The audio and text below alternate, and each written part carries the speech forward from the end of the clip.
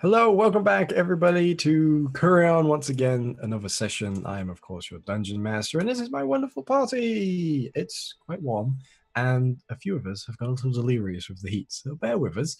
And if you see Mr. Bancroft down here, our resident bard, go a little jerky and roboty, pay no mind. He owns a potato which is suffering in the heat, so it's a bit neither here nor there right now, but we have a cool session tonight. We have to see the aftermath of two of our party members getting very drunk. But before that, we have a few announcements. First off, we were in London last week and we met up with a bunch of you cool folks. So if you did meet up with us, thanks very much. We met a bunch of cool people there, fellow D&D streamers and just people in the community as well as some people making some really cool content outside of streams, webcomics, podcasts, and as well tools for D&D as well. It was a really cool couple of D&D tools, which were amazing. But we didn't get a chance to see everybody there. I'll speak to everybody. If you were there and you would like to speak to us, there's a message. Be like, hey, we were in London. We didn't get to speak. So we are always open and welcoming to anyone who wants to speak to us. And if you were there, once again, thanks very much. It was a great time, even if it was really hot on the central line at rush hour. Is an absolute murder. If you live in London, I pray for you. I'm not religious, but I still do. I'm still traumatized. Yeah. As well as that, we have Bike Club on this week. It's back. Yeah, and I really don't know what you guys are going to do, and I am afeared. Because you could do the smart thing or the very stupid thing, and you're probably going to do the very stupid thing. Hell yeah. And I am scared. Hell yeah. As well, it was SGDQ this past week, and A Hat in Time, which is a game made in part by our wonderful Rogue, was run there. And if you want to see those runs, you can. I believe the VODs are up now. If not, they will be up soon. They were apparently very cool. I unfortunately didn't see them because they were at like 4 a.m. Yeah. So I haven't seen them yet. But if you do enjoy those runs and you want to buy the game, you can. Go buy it. And I believe you have something to say, Lydia, as well? About... As always, my Vaults games, my baby. Yes. We just had one and it was lovely. And we had a birthday song for one of the girls there playing and it was so sweet. And the next one is going to be in July 20th. I believe. Yes, July 20th. So in about 2 weeks, 3.5 weeks. Yeah. So yeah, there's a couple of spots still left, but have a look at the website if you are wanting to play Dungeons and Dragons in the underground haunted vaults of Edinburgh. Yes, and you can go on to Mercat Tours to see more about that. I believe there'll be a link in the chat if you want to see that. I believe that's it. Yeah. All right. Well, without further ado then, last session, you had found yourselves in the aftermath of dealing with the Dustgrave and had enjoyed some form of peace in the form of the Sky Half Festival, the yearly celebration of the meeting of Pelor and Endel in the sky, which takes place all across Calrim, is in the form of an eclipse. And you had been at the festival and you had enjoyed many various games, contests, and other camaraderie, which resulted in Gun and Namari being passed out, cold drunk, while the actual eclipse happened. That is why peer pressure is a bad thing. It's... Yeah. Yeah. And Tristan had a stern talking to from his surrogate sister about the dangers of leaving a will with no explanation. But at the end of last session, you found yourselves watching, or at least 3 of you did, you found yourselves watching the eclipse, where the great sun and the moon meet each other on the sky for a moment, and it's come and gone for another year, the Sky Half. And Pelor has met his son. But once more, fate has torn them apart, and a solemn silence has overtaken the docks here for a moment. And the only thing which cuts this silence is the muttered prayers and wishes of the gathered throng as they all make their wants and needs for the next 6 months to come until the end of the year. The three of you that are still awake are on this dock amongst this throng. And slowly now, as people begin to disperse and the noise level begins to pick up once more again, as people begin making their way back into the main city itself to carry on with the next part of the celebrations today. So what would you guys like to do? Oh man, that was beautiful. It's a shame to miss that. So do we know what the next part of the celebrations are? Is it like still part of the festival? You've all seen it before. It's the next part of the festival, and this is where it stops being like a festival, like a fete, and becomes more like a celebration, like a party in many ways. Up. Yeah, bonfires are erected to represent the sun in the night and keeping the darkness away. There's dancing, there's wine,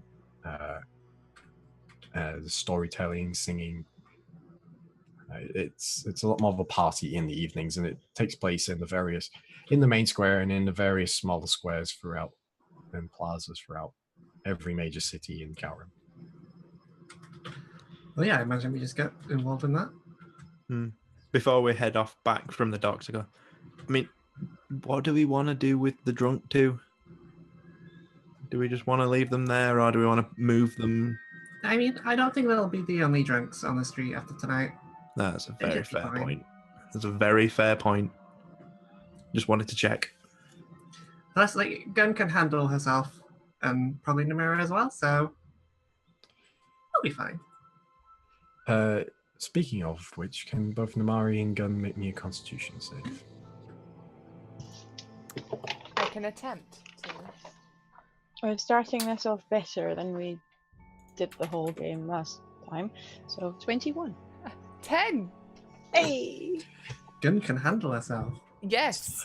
Yes. It's technically poison, so you do get advantage. That is much better. That is a 24. You hear me, kids? Alcohol is a poison. Be careful. Always drink in moderation. Don't drink in moderation if you're a dwarf, because you can handle it.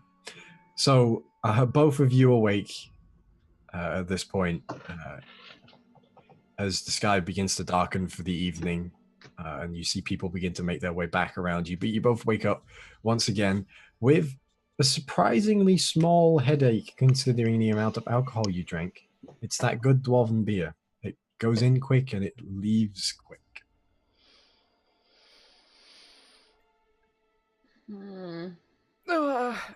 Okay. Blame you. You I are blame you. currently both laying on the floor, though, in the slightly muddy ground. It's entirely your fault. I did not force those beers down your throat. Yeah, you did. Nope. Yeah, you did. No, free will exists. If anyone asks, yeah, you did. Uh, With that look of yours. what look? Ugh. That one, and I point past her face. Oh wait, that one. Wow, are you still drunk? Oh god. Oh god. I stand up and I yank Namari up.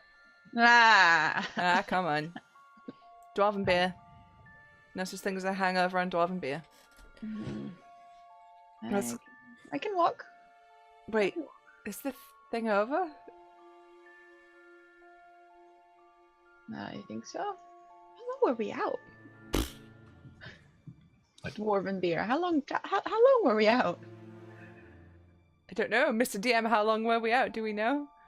Can we gauge? You can gauge a couple of hours. Oh.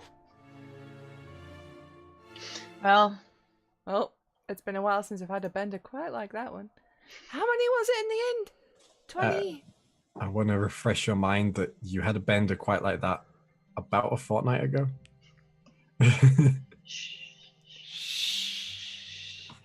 Alcohol problem? What alcohol problem? You don't know me. Shut up. I don't have a drinking problem. It finds its way to my throat well enough. So, what, 20, 28, 29? I think 35 beers. Wow, that was impressive. passed out after your 12th or so. I don't know. No, come on, let's find the others. And some greasy food on the way. It's good for you. Yay. Medicinal. I trust your dwarven medical knowledge. Medicine invented by dwarves. I mean, that was my first mistake yesterday. But yeah, cool. Yeah, let's go. we will. I'll prop up Namari as we wander off to look for some food and to these lot. Yeah, and it's probably not long before you find them making their way back from the docks. We have sourced a kebab.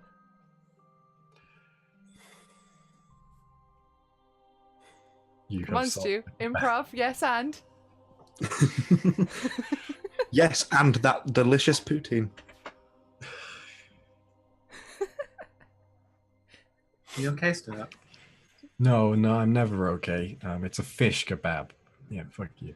Okay, yeah, that's cool. Yeah. So, you guys look great. You look like shit. That too. Never better. Great shit. We're feeling like great shit too. Did you at least wake up in time to see the eclipse? Sure. Yeah, Okay, Yeah, totally. sweet. yeah. Impressive. That whole, Pilar, Endel. And eclipse, and then they eclipsed, and then they didn't. I mean that firework display was something else, right? I mean, how did they get it in that particular shape? It was. I mean, I kind of want to know now. Insight. I want to outlie the liar. Yeah, that's gonna go. I'm not going to outlie the liar. I course. believe. Does that him. mean I have to roll a deception? Yes. And technically, you don't think I'm lying, given that scarf? I'm Okay, just yeah. struggling how fireworks exist when gunpowder hasn't been discovered yet. Magical fireworks. Magic. It's just a fireball. People with Didn't China have thaumaturgy in fireworks, this like, place. Super early. Pardon? Didn't China have fireworks incredibly early? Right, but they also had gunpowder. True. We have gun Yeah, they could be magic fireworks. Don't give me that. powder, I guess. Don't give gunpowder. She's bad enough as it is. That's One of not, these checks. that's not gunpowder. That's opiates. It's guns powder. So easy. That's how she rages. No. We weren't in that part of London. Gun's never had a bath, but she's had lots of bath salts. My dwarf is not on cocaine. Let's move on. But she could be. So I got a 2 for insight. I got a man, 14. that doesn't beat a 27. No, it does not. Close though. I mean, yeah, the firework is, as always, it was Yeah, Really? yeah. like Very traditional, but like very tastefully done. Yeah. so many colors, all the colors, like Yeah. Obviously, all it doesn't compete with the fireworks we had back home, proper dwarven fireworks. Yeah. You two were absolutely blitzed, weren't you? Oh, yeah, absolutely. I woke up face first on the fucking ground, my dude. Nice. Anyway, we were just going to enjoy the rest of the day. Probably not quite to the same degree you did earlier, but still enjoy it. I mean, all that matters is I won. You did. You did. I can't believe you still remember that part. That's the only Also, bit she remembers. congratulations, because I don't remember that part because I wasn't there for that. All it took was 43 beers. You see a reveler comes by you now, and they're holding these 2 long jugs that are not flat bottom, they like nesting jugs, and they come close. They come by and they've got it hooked under one arm with a straw handle, keeping it in place, and they pour some of this deep red liquid into a cup and hand it towards you, going like, "Happy Sky Half, enjoy some wine." Okay. Am I feeling like a bit queasily hungover, or is it just like, did I wake up and go, with You just a woke little up headache? with a headache, but that's about it. Oh, I'll take the wine. Yeah. You see now as they pass out wine to everybody else. And they're like, happy Sky Half to you once again. We're having a party in the square just down the road if you wanted to join in. Oh, why not? Nice pie, but I take Namari's wine. Yeah, I'm also. I holding was mine. not going to take it. Anyone? I occasionally learn from mistakes. So you said the square, did you say? Yeah, there's just one just down here. It's not quite mid-reach, but Yeah, something. well, everyone goes to mid-reach. You know, it's a bit too overcrowded. It's a bit packed there, isn't it? It really is. Yeah. We'll probably see you down there then. All right, yeah, see you there soon. Yeah. See you later on. Who was that again? Like, who did they introduce themselves? No, they didn't introduce themselves. Just random party invitation. Yep. Cool. With booze. Super They seem cool. trustworthy. Yeah. Street pies. You want everyone there at the street Yeah. pie. That's the point. I mean, if nothing else, we could at least head down. Yeah, seeing how Gunn already has two, I just put my drink in Tristan's hand. Fair enough. Guns double fisting. Bam! I am in no way trying to match Gun. I know that is a game I will lose, Difficult. even if she is, fresh off of a hangover or, passing out. Hair I of will- the dwarf.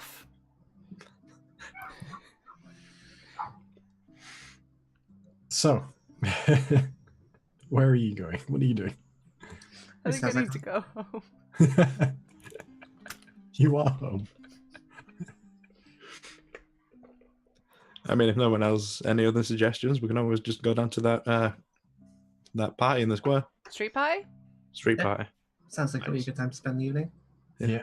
All right. Follow the guy down then.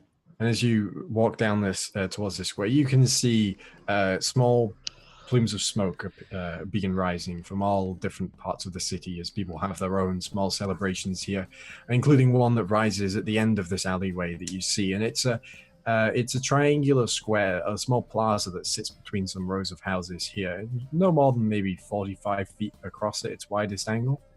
And there's probably about 20 or so people in here, and a few of them are sat on benches that have been pulled out of houses around this fire. There's some children there having a dance around the central flame, and they've all linked hands and they're all hopping around the fire. And there's a small stage that's been set up where another group of children is sat at the base of it, looking up at this person who has just gone to the stage, and they're pulling out a few props from their bag.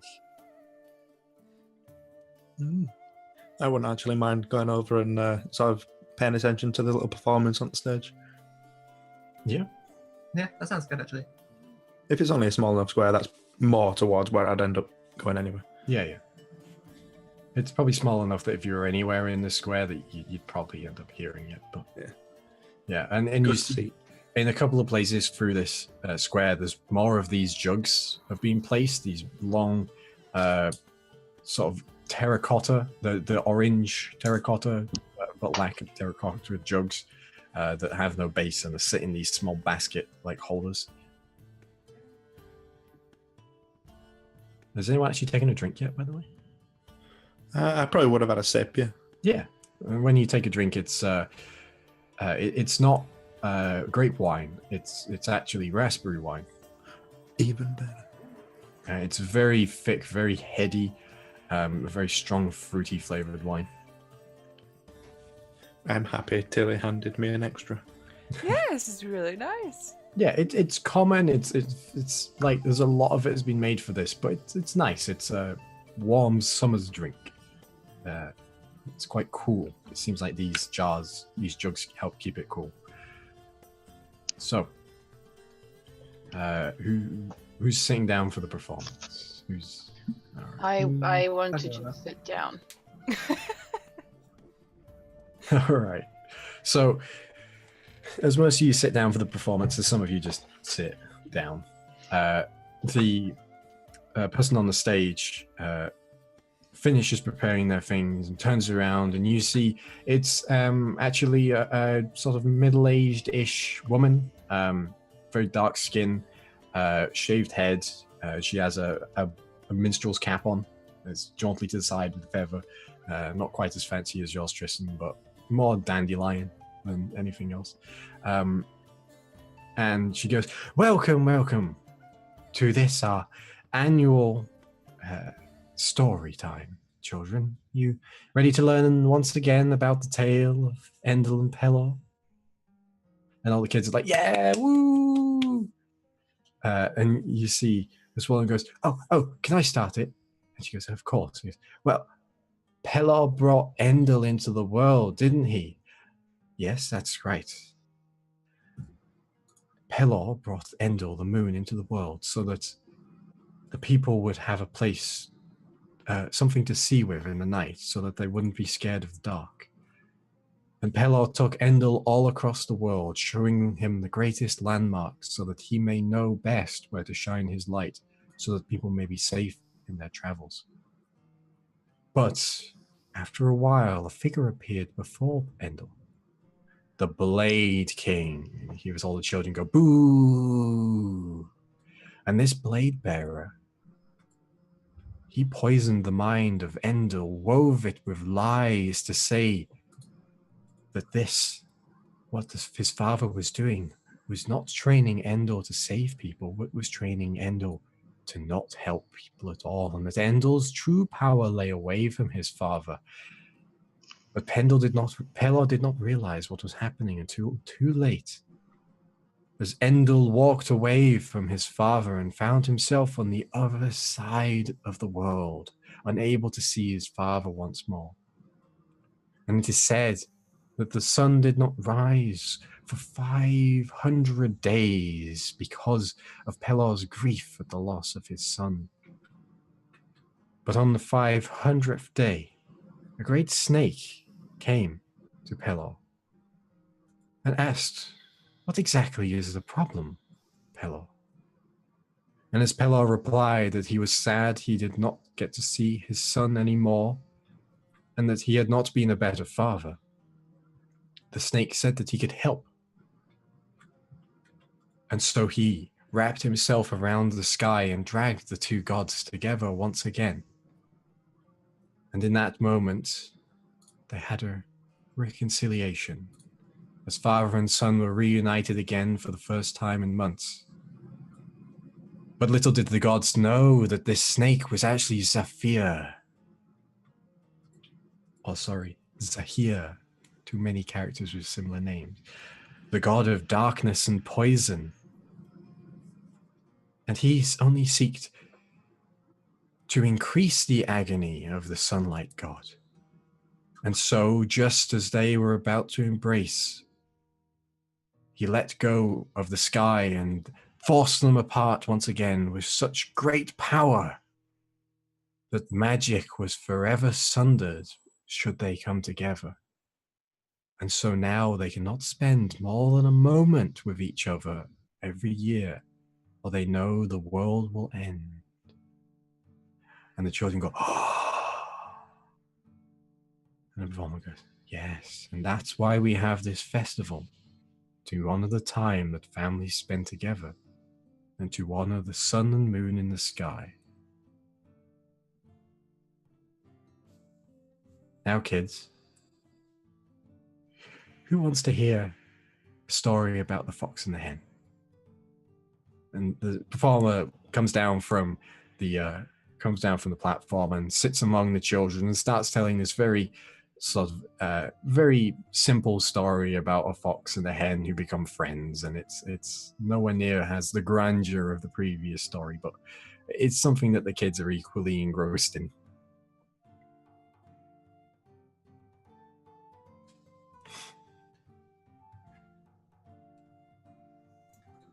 Well, just as long as it's not as traumatic as the fox and the hound, I think we'll all be okay. Yeah. Yeah. Watch it down.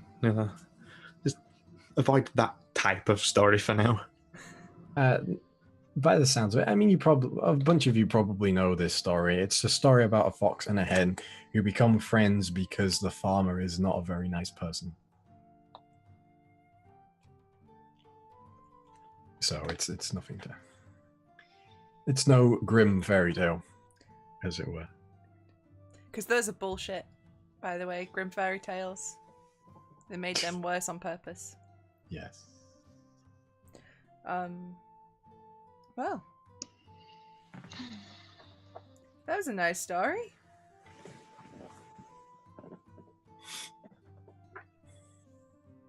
I guess.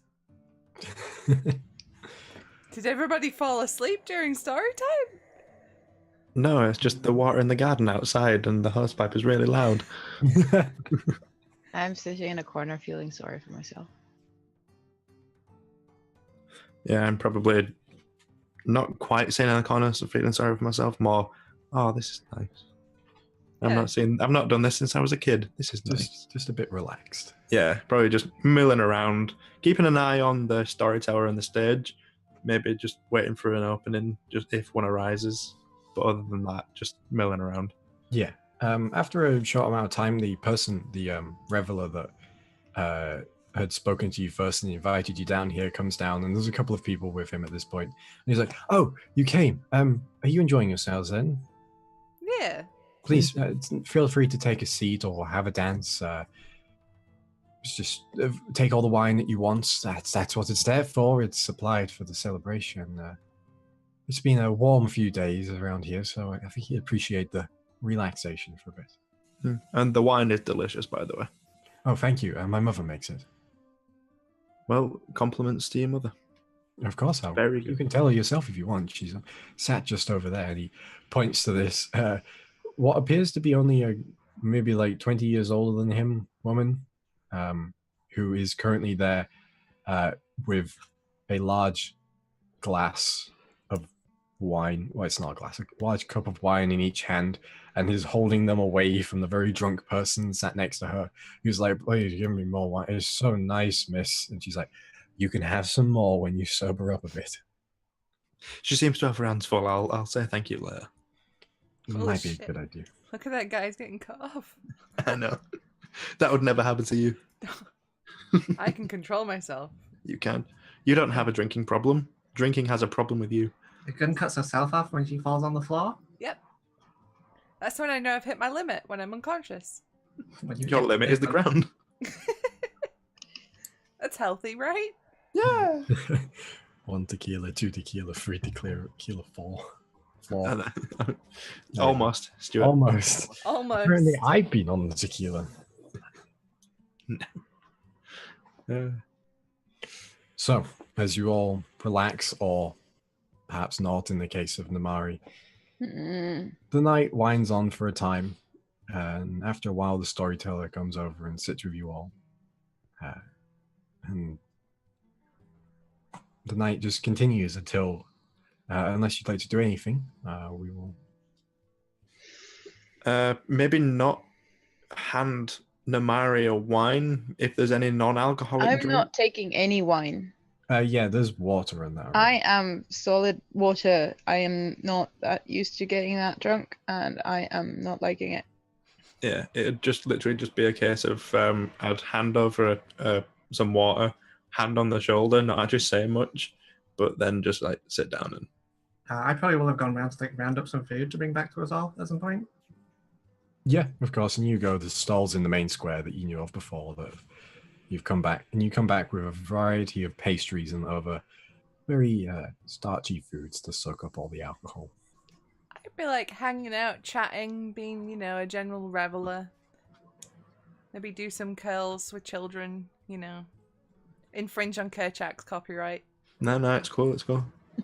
Bench press a teenager. I think you owe Jamie royalties now? No, you are my imaginary character, royalties. Ah, shoot. As the night goes on, just I contemplate challenging Tristan to a dance-off, but change my mind because his stats are fucking disgusting and I don't want to lose. Wow, that Wow, messaging. so much meta. No, when dwarves get drunk, they see nothing but numbers. Yep. It's all XP, It's skills, that skills. maths meme. This is just like looking at a blank wall, like it's the Matrix. See there? That's a dwarven rune. So basically what we're saying is we should have just got gun drunk a lot sooner and should have been able to see the doppelgangers. Yes, let's go with that. Okay, so Gun is permanently drunk from now on. It's canon. The DM said so. I'm in. No. And this is where I multi-class into Drunken Drunken. Master Monk. Because you definitely have the stats for that. Wait, I don't think you'd actually get a key point because you'd have negative key points. So, as the night winds on and you all find yourselves in your various different states of revelry, eventually the people around you bid you farewell and say thank you. And you end up back at the Sleeping King, I assume? Yeah. Yeah. All right. Or most of you, a little bit hazy in the head, but happy, I suppose. As you all fall asleep for the day, you wake up tomorrow with no real things to do, no urgencies. So you all have a long rest. You all get back all of any lost hit points or spells and such. Any points of exhaustion or anything. So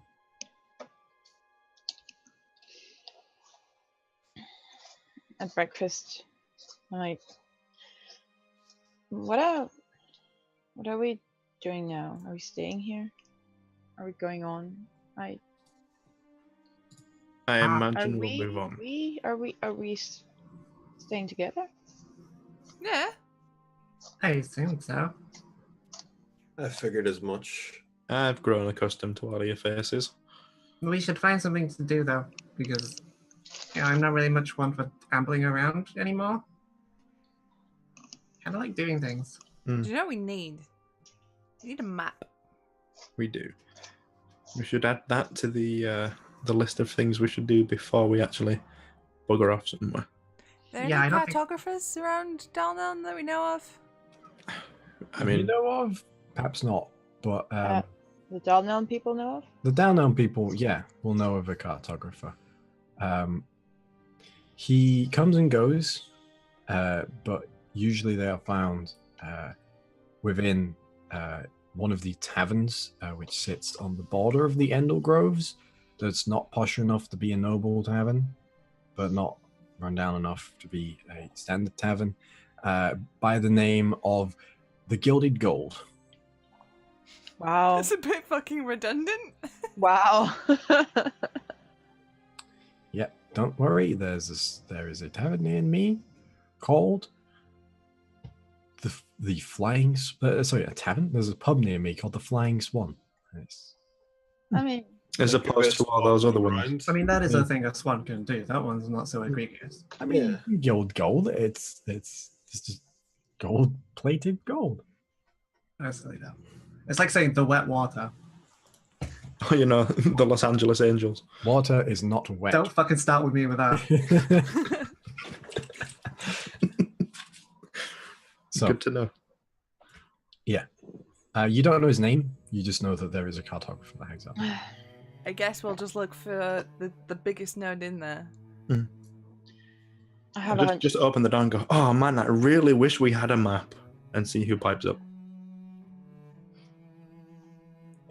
Yeah, that works too. Or we could just go, excuse me, we've heard that there's a map maker in this tavern somewhere. Could you point them out? Map maker, make me a map. Fine. No, I'm okay. I'll find the guy carrying around a load of maps. It's going to be easy. We just got to get there. We're Perception overthinking check. this. Find the person whose hands look like they do a lot of work with them. Who looks like they know where they're going? We have to hasn't- Sherlock Holmes this. Indent on the right hand from pen usage. We could just ask at the pub. Like, Yeah. Yeah. That's what I'm I saying. mean, that too. this bit isn't the problem. This is not what. Why are we still discussing this? And I Check stand our up local stores. after If breakfast. anyone's been buying parchment. Does anyone know where I could maybe sell stuff in this town? It depends on what you want to sell. Don't we still have the fucking vases? Well, yeah, but I'm Tristan. thinking more magical items. I'm looking to offload this crossbow. It's not really my. They'd be difficult to sell, I'd imagine. Stevie, Ronan, wow. The Enchanter, where I got my mole, he'll probably buy it.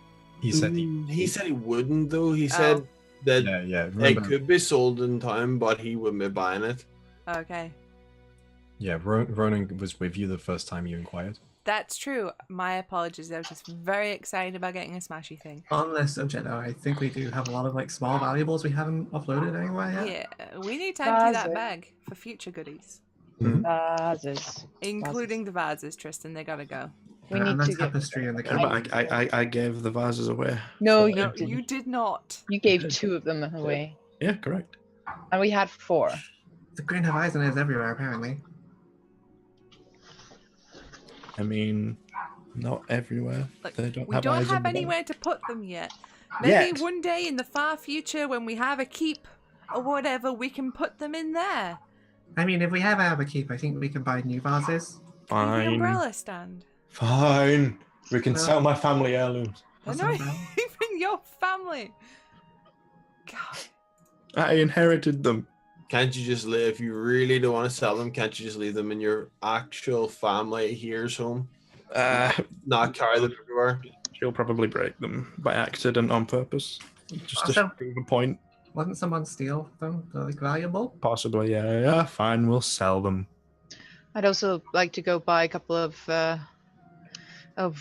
wizardy supplies. I feel like I should fill this book of mine. And The people from Dalneln would know that the place to sell miscellaneous valuables, anything which could be considered any form of trade good, would be the Gilded Spire, the conglomerate of merchants guilds, and it sits in near Midreach Square. Those desert glass daggers I have, they're +1, but they're not magic, right? They are magic. Ah, okay. Yeah, they are magic. It's a minor magical enchantment which makes them +1. Okay. Yeah, they're not That's masterwork. sharp. Otherwise, I was going to suggest like maybe get me a magic weapon because I'm fucked if we come up against something that's resistant to. Yeah, that's the only thing is if I offload this, I don't have anything that I can do to things that will resist just a standard bow and arrow. It's entirely up to you. But I feel like at this point, if we are getting money back, maybe upping the currency, because otherwise we'll be weighing the bag down a lot as well. Yeah. Still. Yeah, I mean, we we're can- getting rid of a lot of stuff we can too. trade in, so- like. Out of You know. character, if you do want to get rid of the crossbow, maybe it's worth like seeing if you can buy some magic arrows Yeah, that might just be. for like emergencies. Yeah, maybe part exchange. how Or much money do we have now as a party? buying a magic A lot. weapon. Currently, I can tell you, we at this moment in time have nearly 5.5 grand. Did you minus all of the money that Gun took? Yes, and then you gave us a couple more when we left. Okay, I have been keeping track. good to know. Even double checked after a couple of sessions.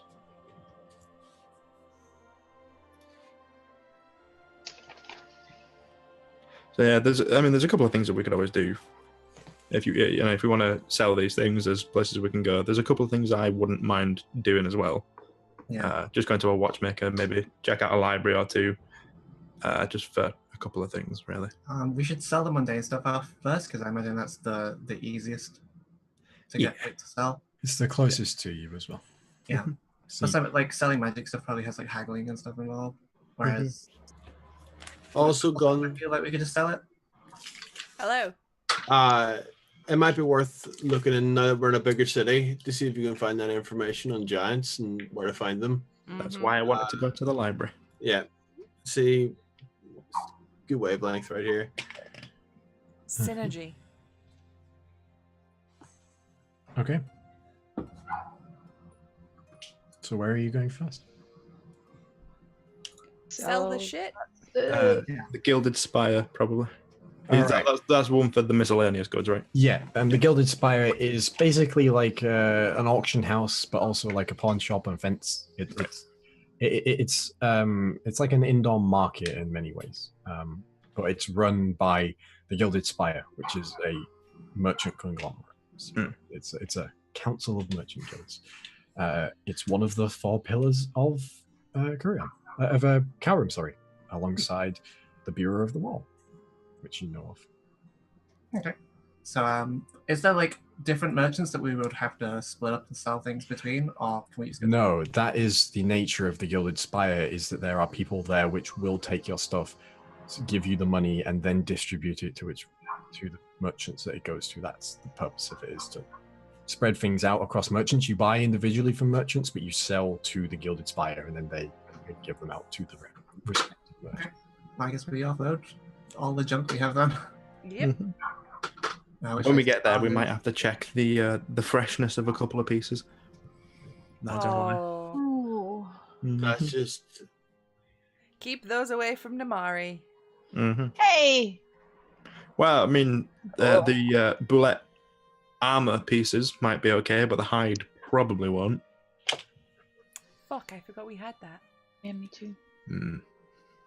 It's like one of the first things we put in the bag as well. It really is, and we wanted to make stuff out of that. I mean, we have 3 pieces left. We did have more. We dropped a couple, if I remember rightly. Yep. We dropped 1, I think. Or drop 1. In the lava. Yeah. Then, what else we got? Just looking at things that aren't getting used. I feel like we're keeping the king's coin. I mean, Might as well. absolutely. We've still got 6 lots of climbing gear, but I feel like that might come in handy. We'll keep that. Yeah, let's we keep have- hold of that. That nice tapestry I stole and that silver candlestick. Yeah, Nice tapestry. I was about to get to that. I mean, those 3 pieces of thin heart got rid of. I should have crossed that out. Now I have. Yeah, it's candlestick, solid silver. Supposedly 10 gold, but you never know. Gift of the cab. Might up it to more. Tapestry, 2 elven vases, and whatever we can get for the bullet pieces if the armored pieces are still okay. Other than that, it's things we've been making use of or could make use of. All right. So you're heading to the Gilded Spire then? Yes. Okay. Oh, and some gemstones as well. All right. So as you make your way through town towards the gold roof-tiled building of the Gilded Spire, you see it's very Baroque architecture to this. It is like a rectangle, like a quadrangle marketplace where there's a central atrium and then has the indoor areas around the outside. And today there is an outdoor market going on. But as you make your way in, you see a clerk comes over to you there now wearing quite fine sort of Ruffet style clothing. They have a white shirt on, very pressed and clean. And they come up to you and go, good day to you. Welcome to the Gilded Spire. I am Henry. I will be your clerk today. They, them pronouns, please. If you could be so kind as to inform me as to your current reasoning for coming to the Gilded Spire. We wish to sell you some things. Wonderful. You're here to sell and not to buy. Trade or auction? Maybe auction the bigger stuff. Yeah, we might be auctioning the bigger stuff. Right. Would you like a financial advisor? Yes. Oh, go on then. Right. That'd be a 10 gold fee. Oh, that's fine. All right. Not a problem.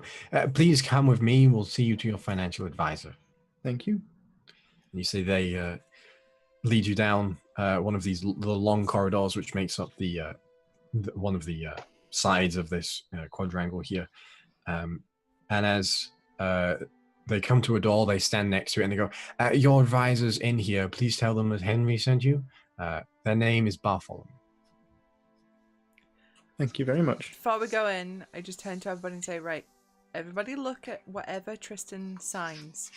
Because we know what happened last time. Yeah, literally nothing, technically, at the end of the day.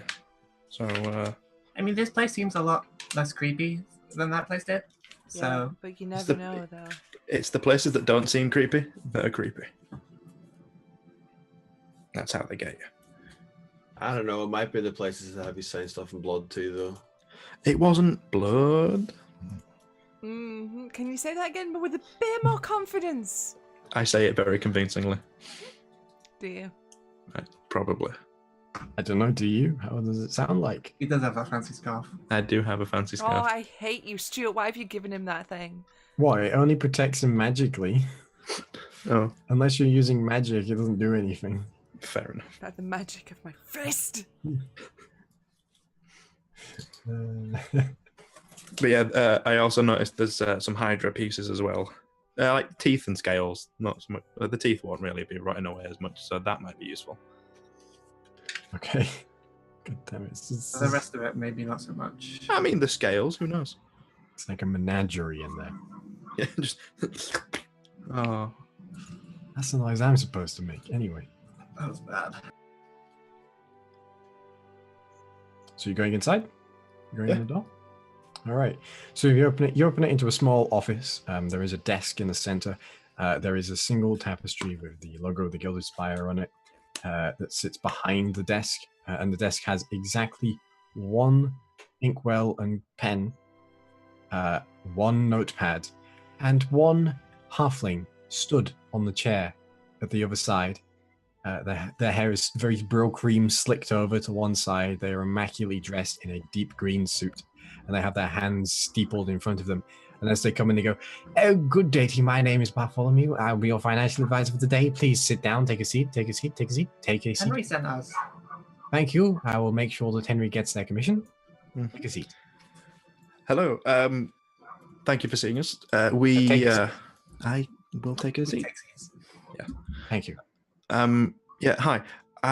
We've been adventuring for a little while and we've amassed a few goods along the way and feel like it's about time to sell them on. Can you confirm to me that these goods are not stolen? I can confirm. Wonderful. Thank you. So, if you, without further ado, please place the first of the items in the center of the desk for me. Do not touch the notepad. Do not touch the what, sorry? Notepad. Oh, okay. Just wanted to make sure. 18 Hydra teeth come out. Right, 18 Hydra teeth. Let's see. Total 18 pristine condition, killed within the last 6 months. Yes. Right. You haven't peed on them, have you? No. All right, okay. We well, didn't want to get that close with that part of our bodies. Yes, of course. That would be, in total, that's 500 gold pieces for 18 Hydra teeth we can do you. Yeah, thank you very much. A trade or auction? I'm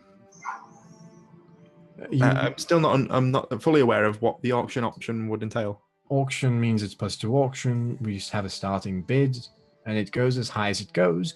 You have a chance to get a higher amount of money, but you also have a chance to get less. I feel like taking the trade is fine on this. Right, not a problem. So that's 500 gold at current total, and you see he writes down the shorthand on the notepad very diligently. Next item, please do them 2 at a time. Now we have to do this very quickly. I have many clients today. Okay. I'd like to first take out some of the Hydra scales from the bag, keep it in my hand, see if they're in okay enough condition to. Yeah, they're fine. It's a scale. Yeah, 26 of those and a silver candlestick. A silver candlestick, 10 gold pieces. Odd that you only have the one. Usually they come in pairs, but nevertheless, 10 gold pieces for that, yes. For the Hydra scales in total, you can only do about 100 gold for those in total. Hydras have a lot of scales. They do. Anyone pipe up if they'd rather something go to auction to the rest of the group. I think the vases are probably the only thing. Yeah, that was my thought as well. Next, I'll bring out the 3 pieces of bullet armor and the tapestry. Are you sure you want to sell that bullet armor? It's quite powerful. It can be magically enchanted, turned into armor or weaponry. Perhaps even something else. I turn to the group. We have the option to keep it and make something later, or we could sell it now. We could keep it. We're already getting quite a fair bit of gold. If there's a chance we can create something from it, why not? Okay, yeah, we'll keep that. 25 gold pieces for the tapestry. Next items, please. 2 palm-sized diamonds. Oh, wow, these are impressive. Why exactly are you selling these? I don't know. Don't really have much use for them. Not currently, no. Right, I see. Between the 2 of these, both of them together would fetch you carrying forth the fact that the diamond commissary will probably want these, and service to the church for using resurrection rituals. We can do. What? Okay, how about one diamond? Hold on. Resurrection. You said resurrection. Yes, diamonds are a component in resurrection rituals for anyone. The larger the diamond, the better resurrection ritual it can be used in. These would only fit for about the lowest resurrection ritual, or anyone within the last week has died. But maybe still worth hanging on to, just in case someone dies within a week. Just saying. We ain't dying. I mean, Yeah. so I didn't with know the that rate that you guys eat shit when we're fighting, might be handy to hold on to one of these. She means we fall over. It was a colloquialism. I'm sure it was. Please be aware that any resurrection rituals must take place at a specified holy site. Sure. You have to find them. But it's more a case of if we supply the material components, then at the time it would be. If you wish to keep these, you would not be able to use them at any church. You would have to use them with your own rituals, which a man of your caliber might be able to do that one day. Perhaps, anything's possible. I don't know. I feel like we could just sell them and then pay for that if we ever need it. I would not give you the price which they would be worth, unfortunately. We could go to auction on that then, maybe. How about we hold on to these? We have a couple more items that we could send to auction. It's the vases next. So perhaps we hold on to the diamonds and then auction off the vases. Yes, in total I would give you 800 gold for the diamonds if you were to sell them currently. Well, yeah, we can hold on to them. All right, okay. And what did you say was the next thing? Some family heirlooms, actually, and I pull out the vases. Oh, I see. These are very old. They are, yeah. Does they have a price written next to them? I know a price. Right. It's 500 each. 500 Told me. I would give you... these are very old. I would say 1,000 between the two of them. That sounds fair.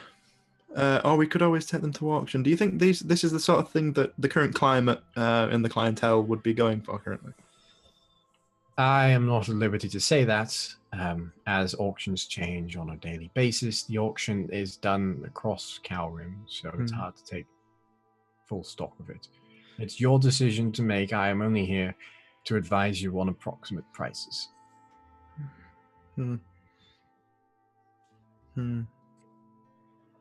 When are the auctions being held? Yeah, all the time. Oh, okay. 24 hours a day. They are Carnet KCTM. Make sure that communication over long distances can be had for various different objects. And we have skilled interpreters who relay images of those items via communication methods so that mages can produce illusions of them which are accurate so people can buy over long distances. But if there's a lot of communication magics like that, how do you make sure that no one is playing the system in the room currently? Because I wouldn't want to be ripped off if I put these to auction as well. Right. Every single auctioneer is vetted, made sure they're financially and fiscally viable. It is a robust system. No system is 100%, but ours is as close to it as possible. Well, I don't know. Can I defer with the group? Of course. Okay. I see that scheme that you've got going on there, Jamie. I see your brain scheming. There are no schemes. Uh-huh. No schemes. I don't, which is very in character. So, I mean, we can either take the 1,000 gold or put them to auction and see what's what. Well, I'm going to try and put my crossbow to auction. I don't know. It's up to you. They're not my family heirlooms. That's what I'm saying. Being your family heirlooms, you have the final say in this. Thing is, the offered price is the price they're worth to me and my heart and soul. That's fairly... Kristen, have you named them? That's neither here nor there. Have you named them? Yeah, left and right. Yeah, that makes sense. Must be Elvish. Yeah. It sounds nicer in Elvish. It really doesn't. Leafed and written.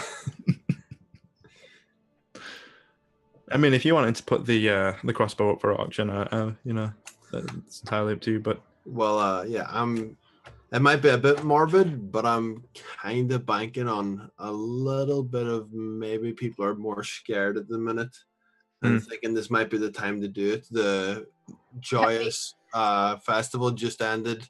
There's was just some bad stuff happening in the city. There's a no NRA School of Capitalism. Yeah, there's no head of the city at the minute. They just stepped down, no leadership. When people are scared. I'm sorry, what was that? Did you say there's no leadership currently?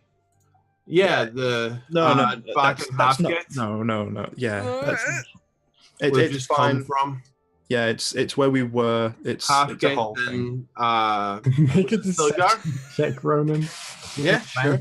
Because Tristan is helping you. I'm fucking beast at these. I'll have these know. I'm gonna check my character sheet to see if that's true.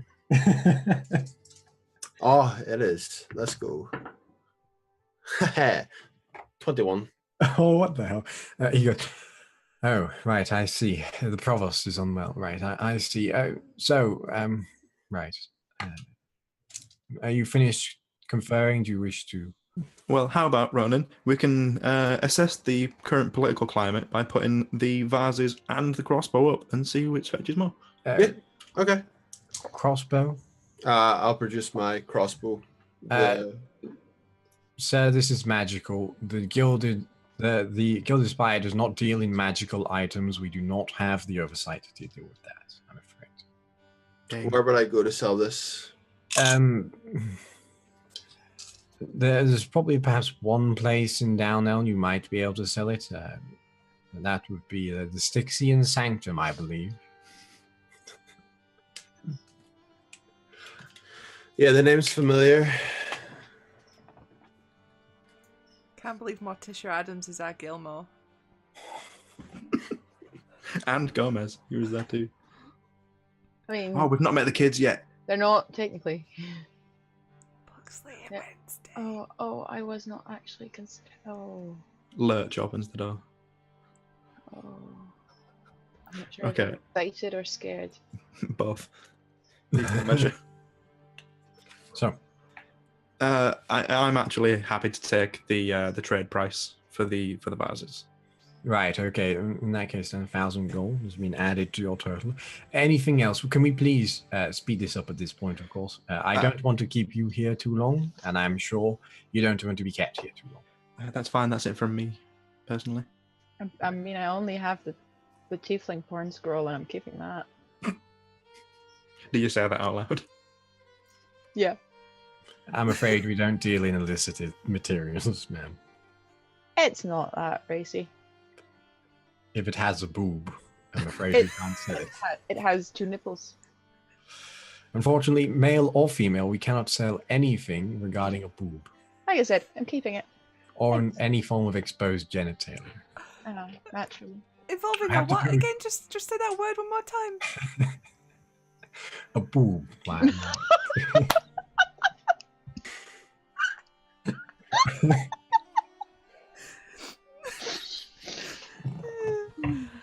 That's black market stuff, is that?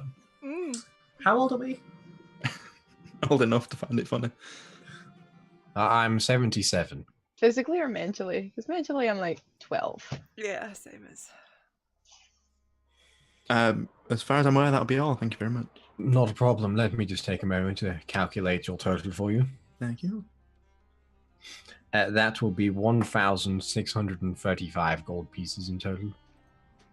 Thank you very much. I will direct you to the trading hall, give them this writ, and please make sure that all of your gold is in order before you exit the building, as no recompense is available after you leave the building. I shall. Do we leave the goods here with you? No, you take them with you to the trader. I am simply a financial advisor. I'm not. I do not have the authority to actually sell. I was just wondering. Thank you very much. Of course. And of course, I have been Bartholomew. A good day. You have been great. Thank you very much. And I put everything back in the bag. Please leave the chairs exactly as you found them. 2 millimeters to the right. Please adjust the chair correctly. Okay. Thank you. So you all exit back out again, and Henry is on this other side of the car. Have you enjoyed your financial advice? We did. Thank you very much. Where may I take you now? To cash in. Not a problem. Please come this way to the trading hall. And they lead you through. When eventually you go outside for a moment, out of one door and in another door. And as you open it, this room has a small entryway, and then there is like bank tellers. And you can see behind them the shelves full of all various items of all sorts of different natures. You know, there are piles of gold, there are gems, there are objects of all sorts. And you're directed over to a window where a very old prospector-style character sits behind the counter, and he goes, "Hey, well, welcome to the trading part of the Gilded Spire. My name's Billy, and I'll be your trader for today. What exactly are you trading with me today?" I didn't know Charlie was in this game. We need to figure out a way to make this guy say boob too. I just want to hear it in this accent. I hand over the writ. Much obliged. Right, that'll be exactly 1,635 gold. Is there anything else you'd like? Anything else you want to sell that's not included in this writ? Just unroll. I don't think so.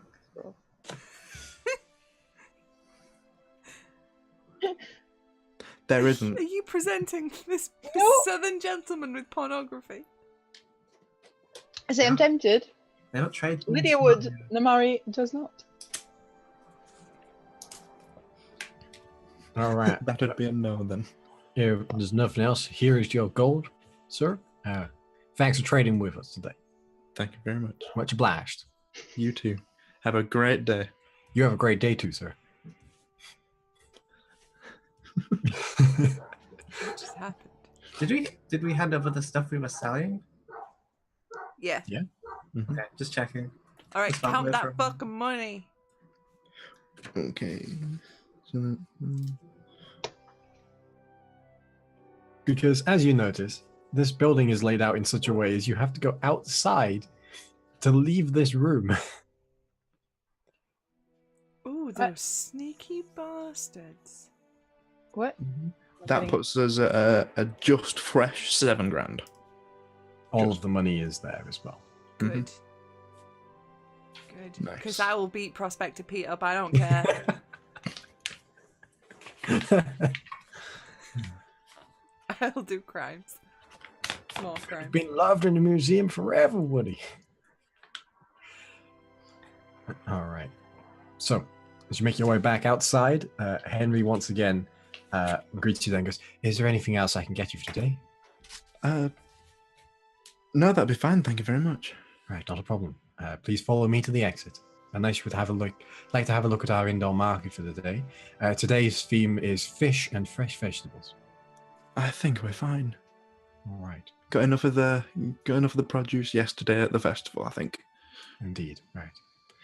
So they lead you to the exit once again, where they bid you adieu and let you out. Well, that was a lucrative business deal. Mm. Now, Dib's not going to the Sanctum. Yeah, I don't mind going there. Ah, Oh, nice but to then have return. Oh, but return customers. Yep, you have to go. Come on, let's go. Cemetery Lane, Adam's family, what up? Fine, I'll go. But You so seem to right, like you in okay, that. I'll go. But Gunn has to come to the library with me.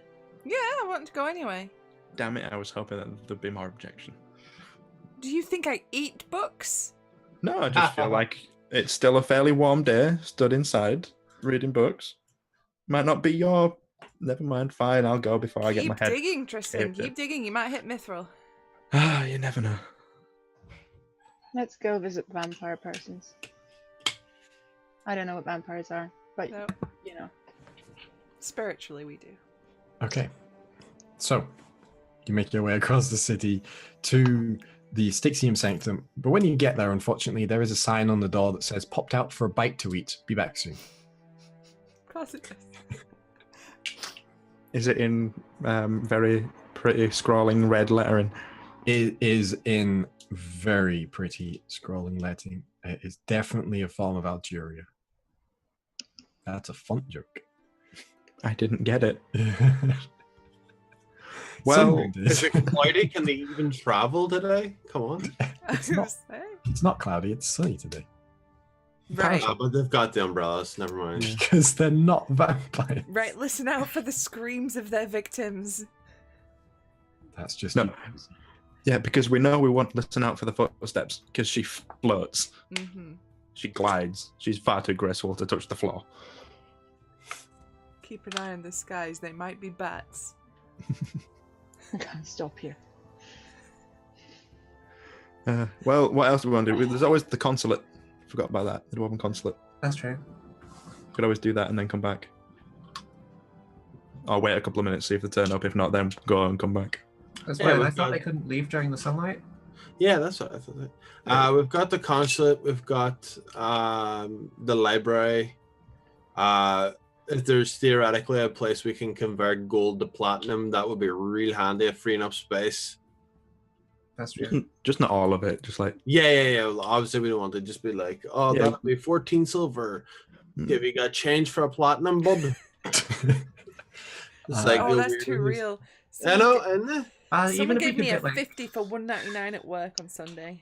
this is a weird question, but is there like a bank or something that we could get like, not? I guess it wouldn't be a check, but like a writ of like value from. No, people don't generally have as much money as you have. And also, platinum is an incredibly rare currency that hasn't been minted in Calrim as Oh, well, there you go. as a Oh, well then. what we're saying, society hasn't been ruined yet by the invention of banks. there is a bank. It's the Gilded Spire, but they don't deal in that levels of money. Or Can we could get we- smaller ones, I guess. Liquidate our assets into sick golden chains. Literally, you could melt them into chains if you wanted to. Yes, We could also spend it on things. you could also spend. We could fuel the economy. We could get more health potions because we used to have quite a lot. We get them from this place, which is That- shut. and Yeah, and, once are once out. this place opens, yeah, it's gonna be a free for all, I assume. Yeah, but when And we if were they- last in, they said they didn't have many, and the ingredients were hard to get because City was on a lockdown. That That is wasn't true. wasn't that the fire resist potions? That could have been them, but we also Yeah. bought the remains of the health potions as well, I think.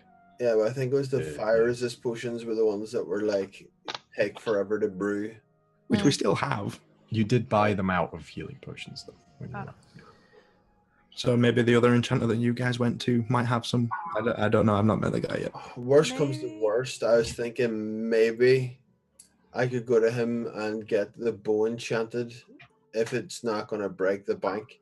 If I can sell on the crossbow and then get an enchant on the actual longbow for less gold than I sold the crossbow for, I'll be happy. Maybe. Because this So is quite powerful, like this bow. So maybe it's a case of split up, cover more ground. You know, a couple of people do a couple of things at a time. Well, I'm I good to would go like to to the go library. to the library. Okay, so who's going where? Depends on what we currently want to do, because I want to go to the library and the Dwarven consulate at this point. Okay, Library. I want to do those. I want library, consulate. okay, all right. So, as you know, the library is, of course, the Aeonian Scriptorum. They do have a facility here in Dalneln. As you make your way there, it resembles more of a Norman church than it does a library. And it has that same stained glass scroll effect iconography on the front. And as you make your way in, there are people dressed immaculately in it's almost like armor, but it's clearly not for protection, but it looks like a stained glass window. It is very very Benalia from Magic the Gathering Dominaria. You see it's, it is that iridescent rainbow-colored glass that sits all across them. Each of them has a scroll at their side. They all have hoods, which some of them are wearing up. And in here, it is perfectly, it is perfectly temperate. It is the exact temperature throughout everywhere you go in this building. And as you step inside, you can see there are rows of books behind a small semicircle, half donut desk, where one of these figures sits. People are being guided around the long library corridors here by these people who are wearing these robes. But it seems like these people wearing this armored robe style affairs are they are doing a lot of talking. None of you have probably been in an Ionian scriptorum branch before, and none of you knew exactly what it was prior to meeting the provost, so you wouldn't be fully aware of what they were doing. But there is someone sat at this desk, and they're currently looking to be reading through something.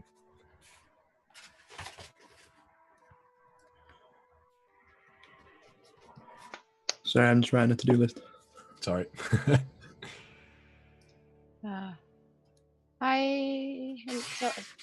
can I knock on something as if to, announce?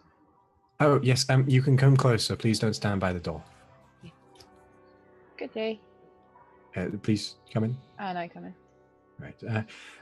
My name is Lysander. I'm the desk worker today at the Ionian Scriptorum. Please keep your voices down while you're in here. Is there anything in particular I can get you today? Would you like to visit one of our libraries? Yes, we would. We have some research to do. What's the exact nature of what you're looking for? Well, for me, it would be something along the lines of fey beings. Of course, we have a book on those, yes.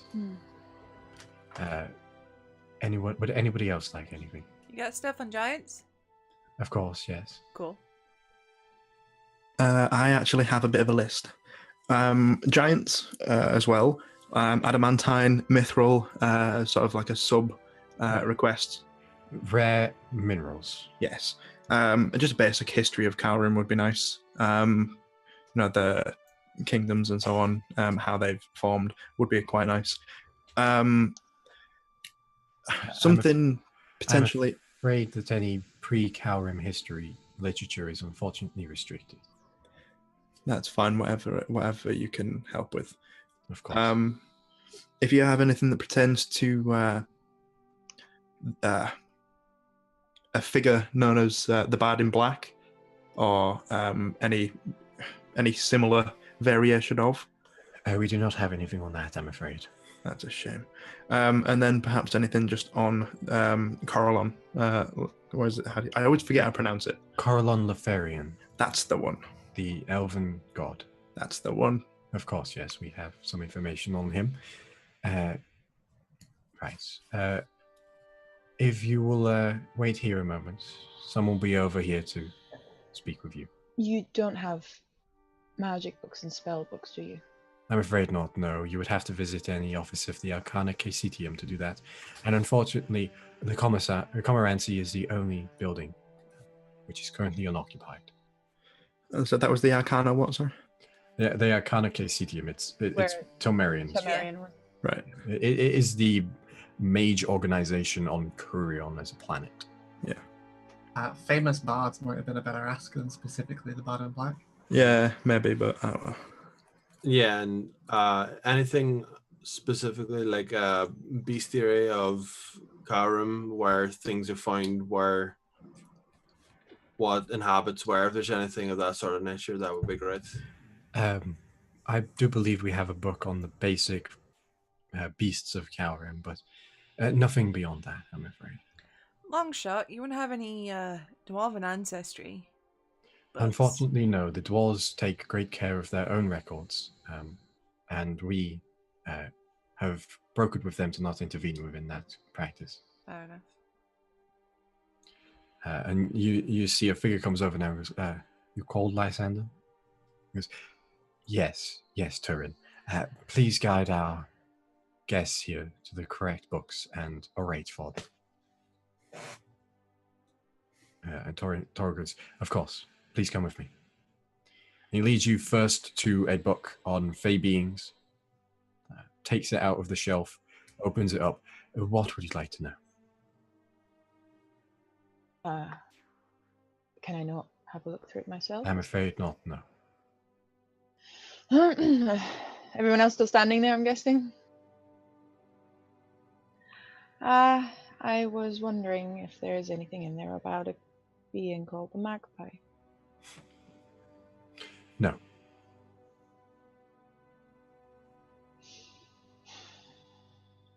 Anything about Fey beings creating bonds or pacts with mortals? Yes. Fey beings. Chapter 17. Greater levels of Fey are known to produce lasting deals between mortals and themselves. Lower levels are known to produce immediate deals. However, all Fey are known to produce deals, whether from the summer or the winter court. They often entice mortals into deals which may not be to the benefit of the mortal. However, the Fey charm often renders the mortal in a situation where they believe they are getting the best deal. Shall I continue reading? Yes, please. Fey are often found next to ingresses. Ingresses are sectors of space, usually found within woods and toadstool rings, as well as ancient stone circles, where said Fey will gain entry into the mortal world. From there, the Fey will interact with whomever they see fit in order to get a deal, in order for the Fey to get things. This may be something which is rather confusing and may not make total sense to the person involved in this deal, but to the Fae, it all plays a part of their larger plan. You said Summer and Winter. Would I know something about the Summer and Winter Court? Is that common knowledge, or is that... What is the Summer and the Winter Court you mentioned? Flick through the book. Chapter 7, The Summer and the Winter Court. The Summer Court is the realm of the good Fae. The Winter Court is the realm of evil Fae. They are in a constant battle, and it is said that their battle creates the seasons. How can you tell which Fae belongs to which court? It does not say. Okay. Okay. Thank you. Anything else? Closes the book and puts it away. Next, giants. Lead you around. What would you like to know about giants? Specifically, where to find storm giants, Okay. how to kill them. Opens it up. In the past, since the formation of Kaurim, and reportedly before, there have been no reports of any form of giant save for the lowly hill giant discovered on Kureon to our knowledge. Storm giants are known to be the most prestigious of giants, granting favors and help to mortals, as they stand above all other giants as a bastion of good, whereas many giants these days, since the fall of their empire, stand for evil. That is all it says, unfortunately. Huh. Huh.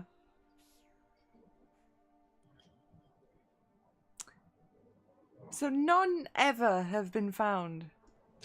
Not ever, but reportedly it has been a very, very long time. Do we have records of before a very long time where they were? Before No. they disappeared? Not currently in this library. You would have to speak to a different library. May I recommend the Library of the Elves? Okay, where would I find that? An elven settlement. Yep, makes sense. They are free in Kaurim. Huh. Just this is not related to the books. Like, you seem like pretty clued in. That is my job. We were told we could find a cartographer at the Gilded Gold. Is that right? Yes, Cool. he's currently there now. Right, I just wanted to double check because you know how it is. You get hearsay and gossip. Of course, yes. Would you like to know anything else about giants? Wait, so storm giants are arbiters of good? Correct. They're giants. Giants, yes. That's... And if you say they're arbiters of good, does that mean that there's some sort of society? Like, if they're good, they adhere to certain rules? Chapter 4, The Ordering. The giants long ago, before the fall of their empire, founded a rigid caste system to their society, wherein each type of giant had its own hierarchy and own methodology for its living. The storm giants were said to be the top of this hierarchy, for they had the conscience that many giants lacked. Does it say anything else about the other giants part of this caste system? Because we know the hill giants, we've fought a few, but... The hill giants and the ogres, the lowest form of the caste, barely involved in it, they were roaming, not bound by the cities of old. The frost giants were the hunters, the fire giants, the smiths, and the cloud giants were the mages.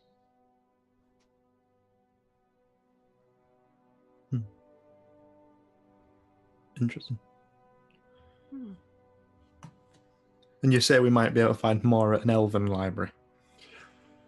Perhaps, but only dating to storm giants and sightings of them prehistory of Calvary. Okay. And you say there were three elven libraries potentially on Calrim? Correct. Do you have any idea of what the names of those places might be, or where they might be found? Or is this going to be an insert memory here later? No, this is going to be a Stuart looks it up right this second, Okay. because it doesn't have that document in front. There's Afa-an, there is Denrif, and there is Julin City. I will get the actual spelling of those to you later. Just write down whatever it is right now. Phonetically, it's great. Thank you very much. That's all I wanted to know about giants. I don't know about you, Gunn. Just one of those more questions than answers things. Am I going to get any words? Is there anything in that book about killing giants? Anything that's useful against them? No. What's the point of that? There is a small index that has been handwritten in at some point. This should not be here, but would you like me to read it out anyway? Sure. It appears to be in Dwarvish. Give me a moment. He pulls the scroll out, opens the scroll up, reads from it a moment, closes the scroll, puts it away again. It says, "You best be having yourself a giant slave. You're going to be wanting to kill one of these bastards." All right. Is that sufficient? That is quite. Thank you. Yes, yes. And you see as he passes his hand over it, that will take some time to get out. Allow me to mark them. That's history. She has a point. Is there anything else you wish to know about giants? No, I'm good for now. Which would you like to speak of next? Did anyone else have anything? Because I know I had a couple of things. Just wanted to get to everyone else's first. You know, I didn't. Okay. Oh, you wanted the bestiary, didn't you? No, once they said it was just basic beasts and stuff. Okay. Yeah, you said a history of sort of pre-Calrim is practically non-existent or restricted. It is restricted. You are not able to access it. For what reason? A bit by writ of the king. Okay, I might have to have words with the king then. How about something on rare minerals? Of course, yes. Specifically, you wanted adamantium and mithril. That's the one. Correct. Leads you around to another part of the library, takes another book out. Adamantium, known as the fruit of the dwarves. Said to be the strongest mineral in existence without the use of magic. It has been said to fend off blows that would fell even the mightiest of warriors with nary a scratch. Its faint green glow is very characteristic amongst all other metals. and can only be mined from the depths of dwarven mines. However, almost all adamantium mining has been lost, claimed by the Dwargar within the Underdark. Hmm. The Underdog? Yes, All of it. almost all, yes. Some is unaccounted for, says the book. Alright. That's good to know. Well, then how about Mithril? Mithril, Unless you had something else to say, sorry. no, unless you wish to know more about other minerals in this chapter. Only the Mithril, thank you. Okay. Chapter 7. Mithril. Known as the binding metal, Mithril is responsible for the pact between the elves and the dwarves. Long ago, they forged friendship over this metal, as elven smiths supplied the hammers dwarves used to wield it.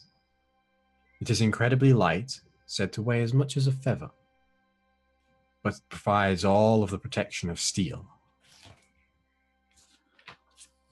Commonly found in chainmail, worn by elvish leaders.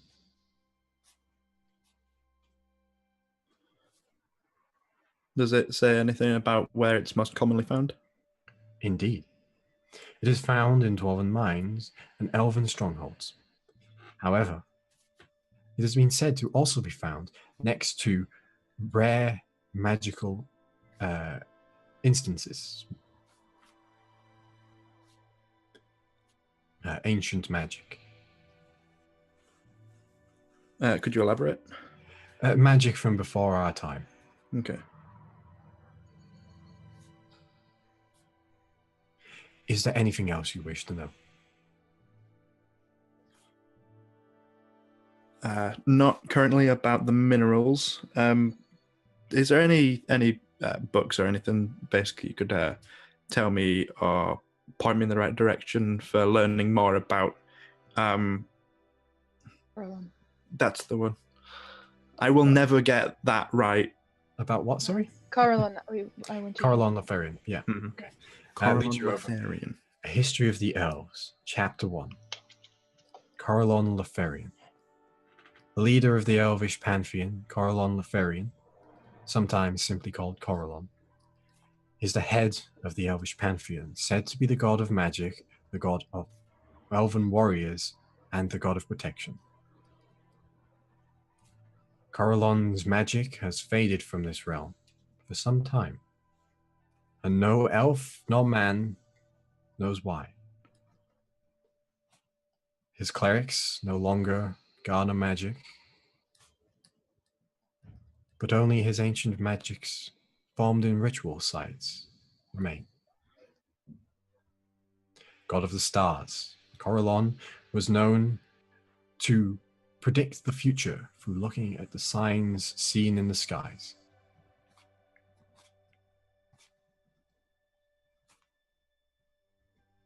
The Do you stars.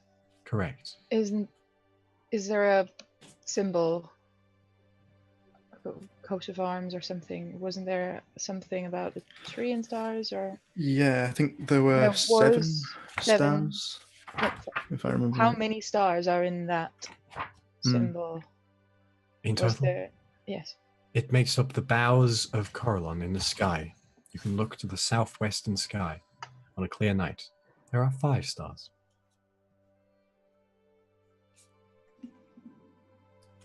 And where did we see the 7? In that poll that cured you of your need to eat people. Thanks for spelling it out, Tristan.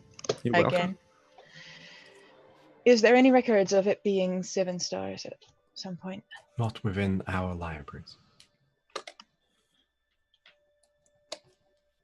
Are there any noted down locations of these ritual sites? Do they have anything in common? If so, There are no locations. They are lost to time and history. okay. Much information about Corellon has been lost. He represents the absent god within the Elvish pantheon.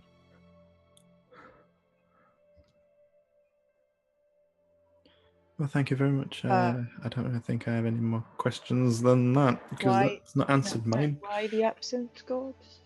He does not give clerics powers any longer. When did that happen? It does not say. Nobody knows why. It is known to no elf or man. You just fucking die? It does not say. Since when? It does not say. Since they stopped saying.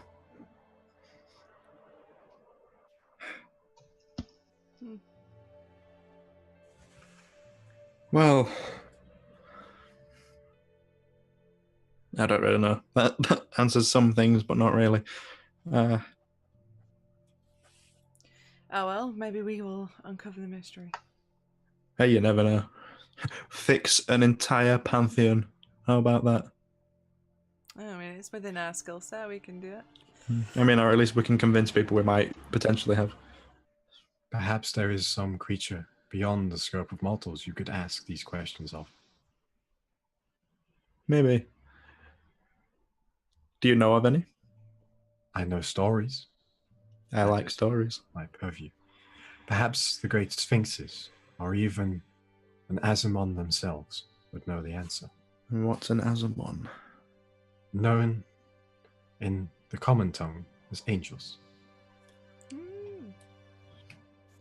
the servants of good.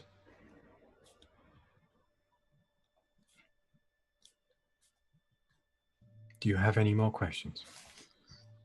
I don't. Plenty, but nothing that you could help us with, I think. Yeah. Shall I guide you to the exit? Yeah, unless anyone else has anything. No. Then out we go, I suppose. All right. So you're guided to the exit, and you're let out once again from the library. Lysander bids you farewell as you go. Fuck. A bit control freaky in there, right? Hmm. Can't walk without an escort, can't look at a book, you could have someone read it to you. What the fuck? It's alright. We have an in with the king. We can always ask about it later. That coin, remember? Yeah, I know, but No. it's like, well, it's not a library, it doesn't let you touch the books. Well, we've got greasy peasant hands. I hold my hands up. Are they greasy? No. They are moisturized.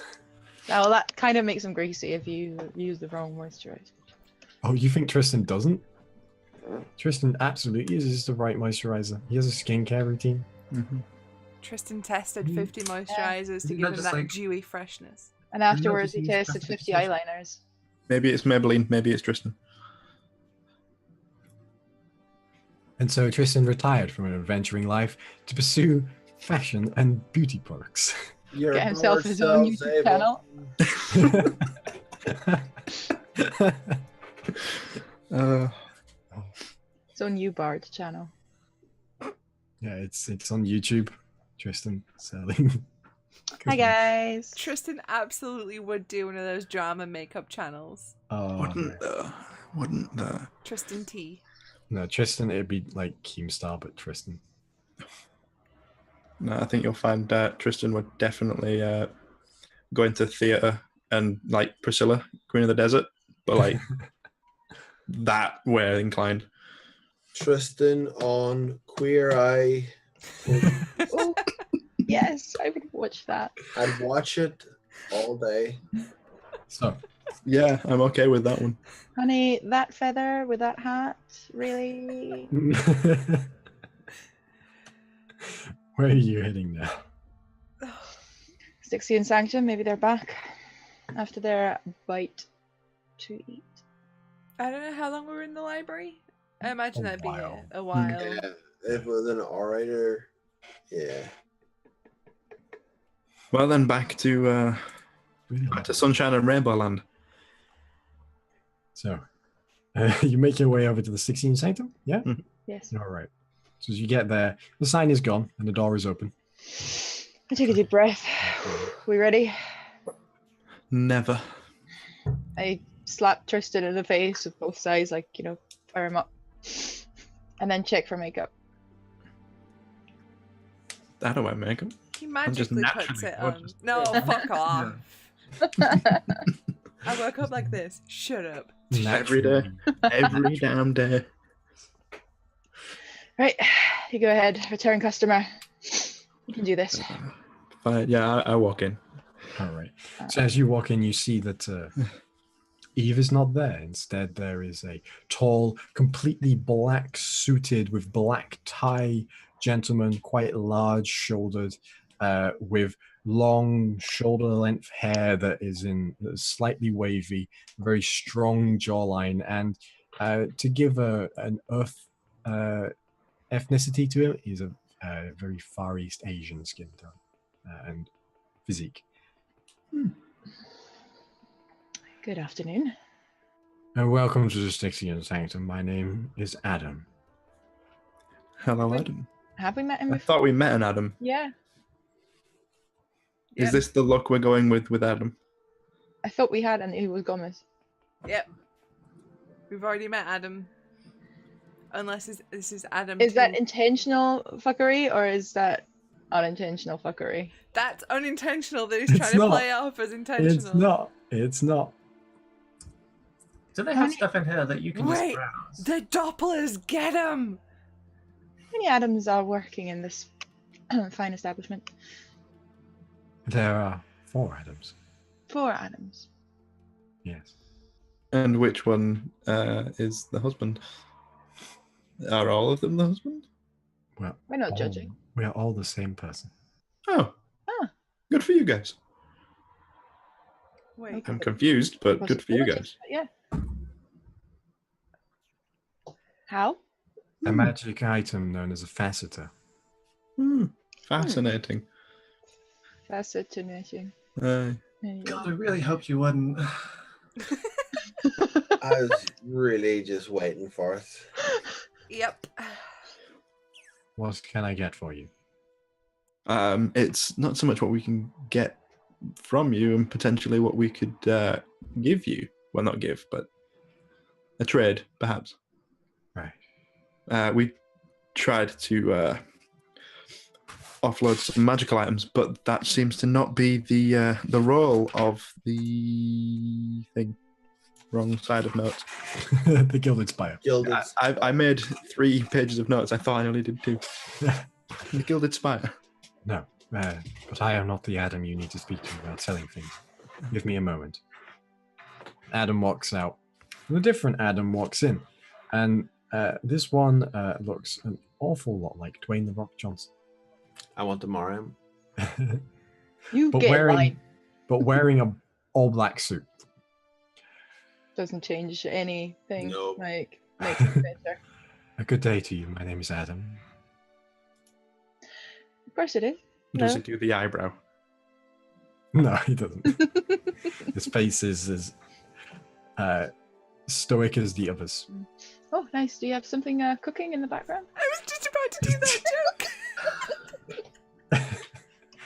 joke.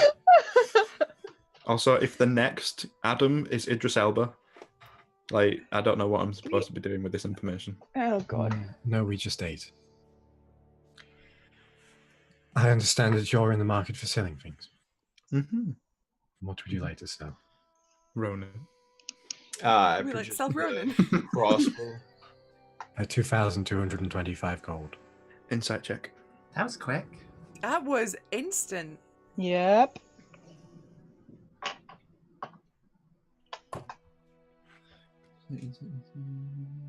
My insight isn't that great. 16. Seems to be truthful. It's hard to tell when someone has no facial expression, really. Do you have anything in the lines of a longbow that's enchanted that would be perhaps a trade with gold to make the difference either way? Currently, no. However, we do have a number of magical arrows. Well, I'll be happy enough to sell then and purchase the arrows. Of course. How many arrows would you like? How much is each arrow? I suppose is the better question. You may get a +1 arrow, an arrow with a level 1 enchantment. And they are 200 gold each. Or you may get an arrow with a +2 enchantment, and they are 500 gold each. Yeah, I would like. In addition, we also have 2 arrows of the sticks. What? Spelt how? Yeah, what does that do? Spelt like the storefront, or spelt as in stick? They are said to have been dipped in the waters of the river Styx. Yeah, STYX. Hmm. And it is said that people shot with them temporarily lose their memories. How much is that? They are 1,500 gold per arrow.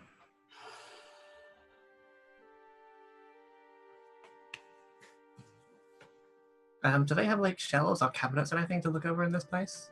Yeah, they do all around. Yeah, Yeah, I feel like Tilly's very impulsive when it comes to buying things. yeah. Buys what she sees more than what she wants. There's all number of things, and nothing appears to be labeled with prices or anything. But there are cloaks, there are boots, there are all different colored potions, bright green, bright yellow, ones that look like silver.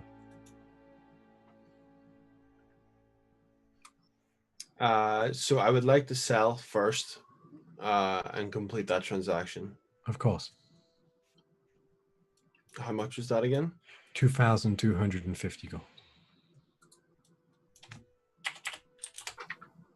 Yeah, I will sell at that price. Right. He reaches under the table, pulls out a bag and a sheet of paper. Mm-hmm. And the paper has a lot of writing on it. It goes, this is a contract of sales. It ensures that all goods rendering to us are in correct working order and are as they are said. Read it.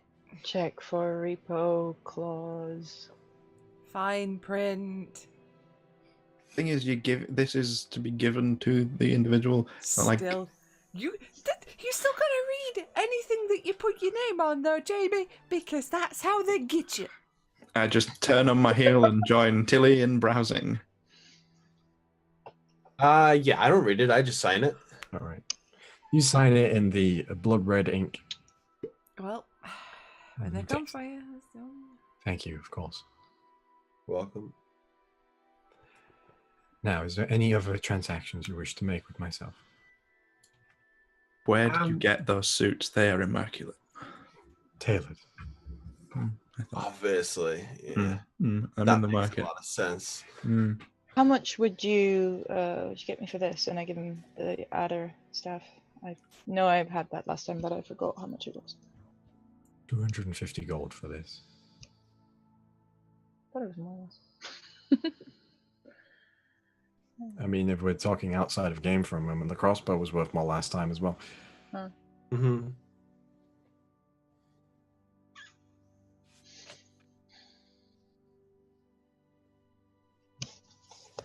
I will never ever use it.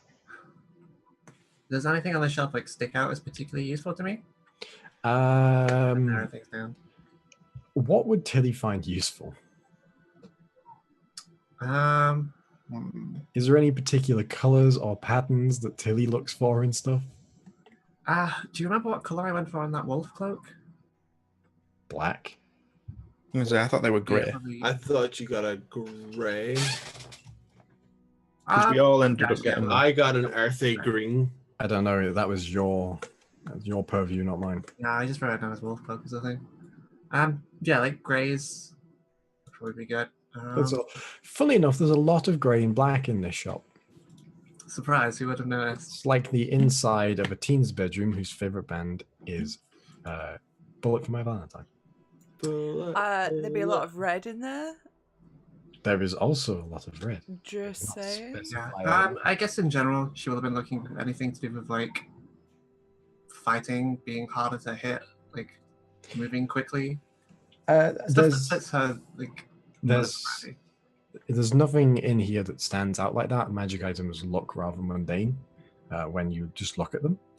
I assume these things would have had like name cards or something. No, they have no labels. Nothing has a label. Oh, that's really awkward. Yep. Wow, so much for browsing then. Are you selling the staff then? Yeah, I think so. All right. Here is a contract. I will read the contract first, and if I don't like it, I won't sign it. Mm-hmm.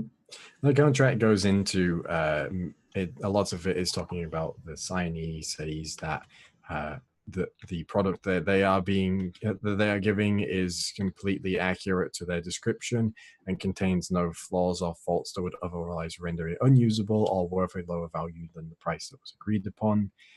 If such a circumstance arises, the property of the individual of the signee is voided and given to the 16 sector.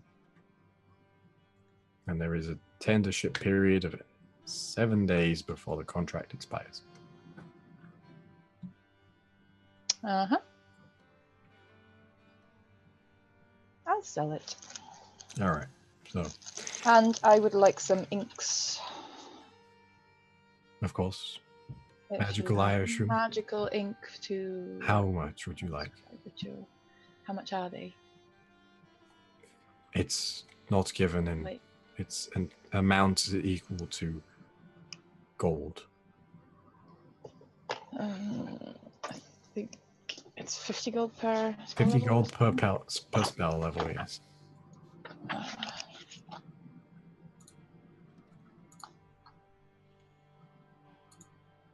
In my case, for each level, yeah. Yes, ritual spellbooks works the same way. Yeah. So I'll get 200 gold pieces worth of ink, of course. Yes. Is that my personal thing, or are we doing that with these sort of things with the party fund? Because I don't know. It's up to you, I suppose. Have you got the money to do it yourself, or would you rather it be more of a collective thing? It would be collectively useful. Well, then, yeah, fine. I'm okay with doing this. Okay. So I mean, I might just be holding the bag. I can't really give the final decision. That's what I'm saying. So, because it's for the overall good of the group. You learn new stuff. You might not die as often. All right. That would be ideal. So you give over the 200 gold, and you are given these long vials of ink that are, of course, blood red. Of course. Props to style. Yeah. You have to keep to your theme and aesthetic. Aaron. How much was the hours again? Just a real quick rundown. The bigger one was 1,500. Yes. The +2 is 500. The +1 is 100. 100. Okay. I will purchase 10 +1 arrows. Of course. From I'll just use the gold that I got. That will be 1,000 gold. Yeah. I will hand it over. Okay. And is there anything in the way of magical weapons akin to the present the tower? We have nothing of that ilk in stock, but we do have a rapier. And how is it enchanted? It is enchantment is what is known as a seeking enchantment. Once per sunrise, it has a chance to steer itself towards a target better. It is also has a level 1 enchantment.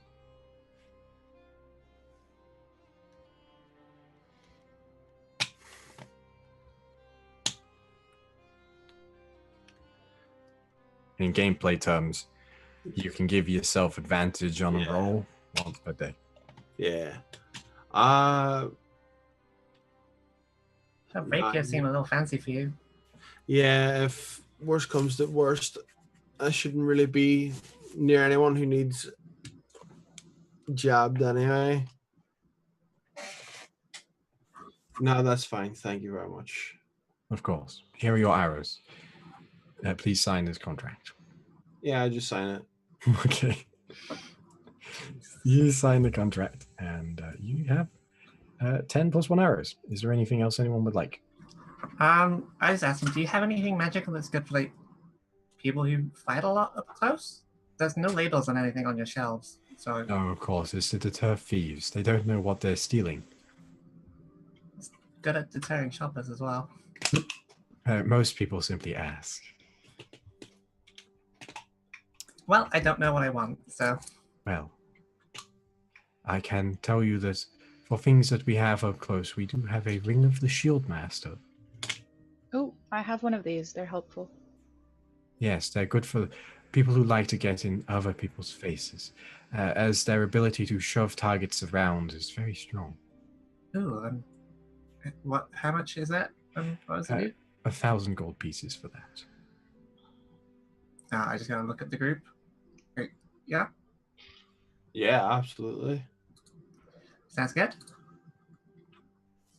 So what was that again? Ring of the Shield Master. Ring of the Shield Master. Yep. And hands over, reaches into a small little like jewelry box, like where it's the individual cushions for the rings, and pulls out a ring that has like a symbol of a shield on the top of it, that sits over the the entire bone of the finger. Hands it over to you. Hands you a contract. I just hold it up to Tristan. Do you want me to read through it, or am I signing it for you? Well, I would be saying, you seem to know these things. Okay. I was just wondering. Yeah, I'll read over it really quick. Yeah, it's similar to the same thing. Yeah. Yeah, no, it's perfectly fine. Okay, yeah, I sign it. Okay, so you sign it, and yeah. Is there anything else anyone would like? Might be a bit mundane, but just basic blank book to write in and some basic inks. Nothing magical, just... Of course, yes. 10 gold. Thank you. And any ritual spell scrolls? I'm afraid we don't deal in scrolls. Is that just the big arcana place again? No, it's just not our shop. Okay. Any place I could get with that? Not in Dalneln, unfortunately, no. The need for magic is low in Dalneln, and unfortunately you won't find much beyond low-level enchantments yet. I see. We do well because we cater to those low-level enchantments. So, anything else you want? That's it from me. All right, so as you exit the shop, we're going to take a quick break there. And we'll see you guys in a bit.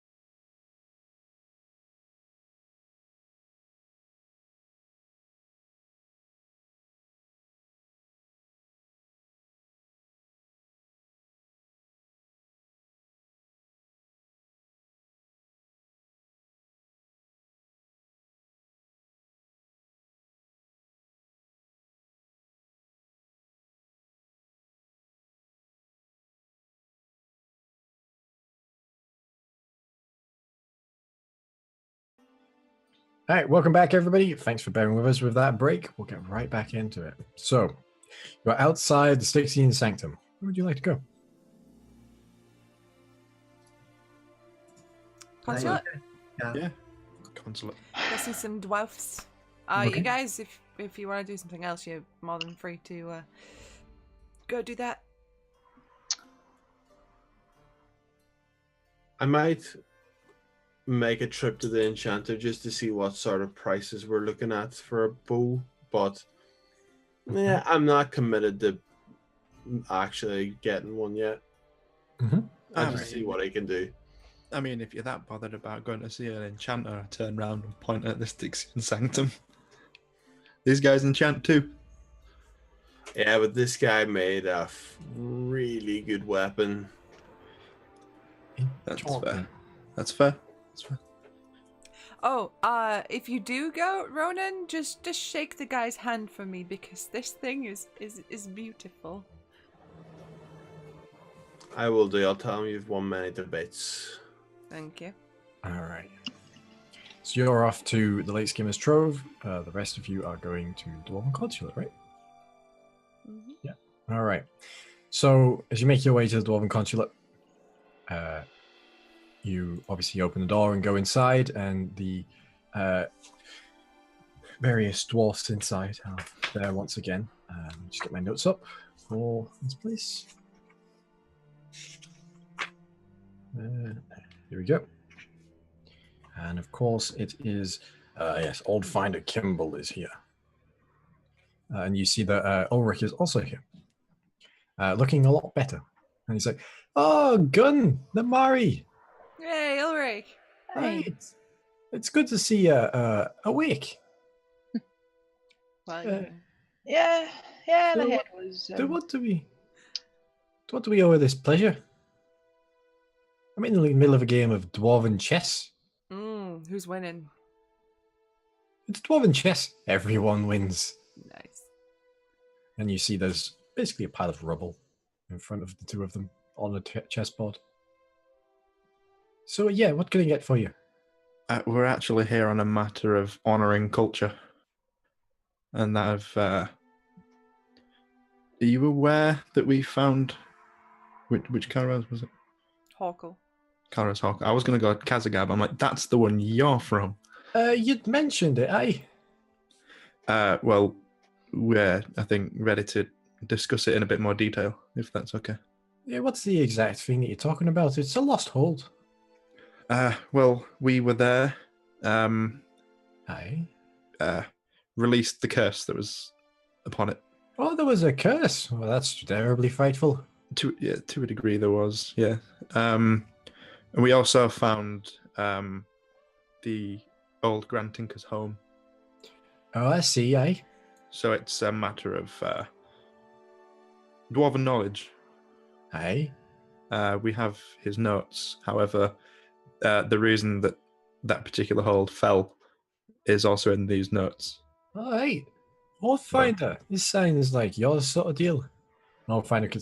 Oh, right, of course. Please do let me have a look at this. I open it up and hand it over.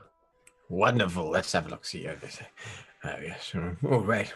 Oh, terribly frightful. Oh, odd name. Oh, I do see. This is quite the account. What a fucking idiot. Yeah. I'm so happy that's the reaction. Well, you know, we dwarves are stupid, but we're not that stupid.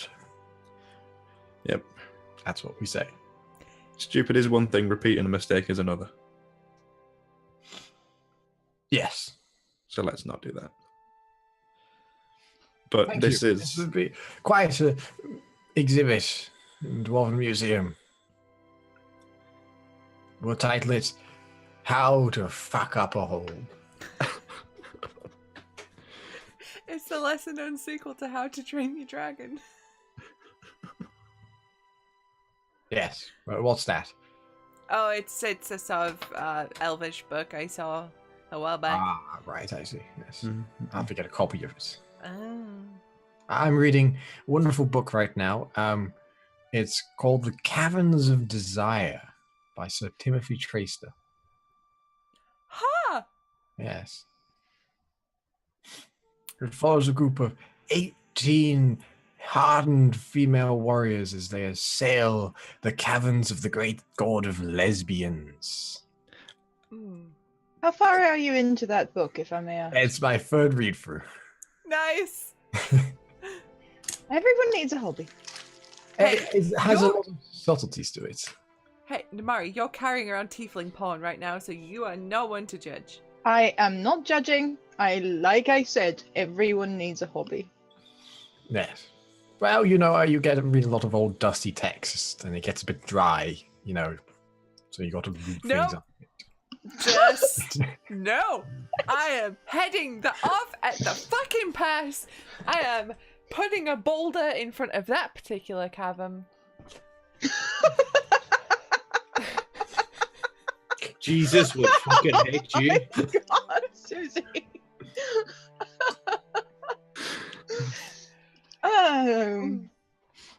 I'm happy where this is going. This is I wish to speak no more on this matter. I am traumatized. Well, before we descended into that, we thought it best to return something like this to the. Well, yes, thank you very much for returning it. I mean, now the curse is lifted and we've cleared out most of what was in there. Are you going to go back? Are you going to send someone to reclaim it? I myself personally. Well, probably not you. Probably but... not. Ulrich. I don't know actually. We've never actually found an old hold before, so it's not something we know too much about. I'll probably send a missive to the High King. See what he says about it. Send a missive. Yeah. Hey, Kara Zakaran. Yeah. Yeah, I mean, if I send a missive, I mean, I have to go there myself because I am the messenger. Cool. How long would it take you to get there? Oh, so Kara Zakaran. Oh, it'd take the best part of, maybe 3 weeks. It's a long way from here.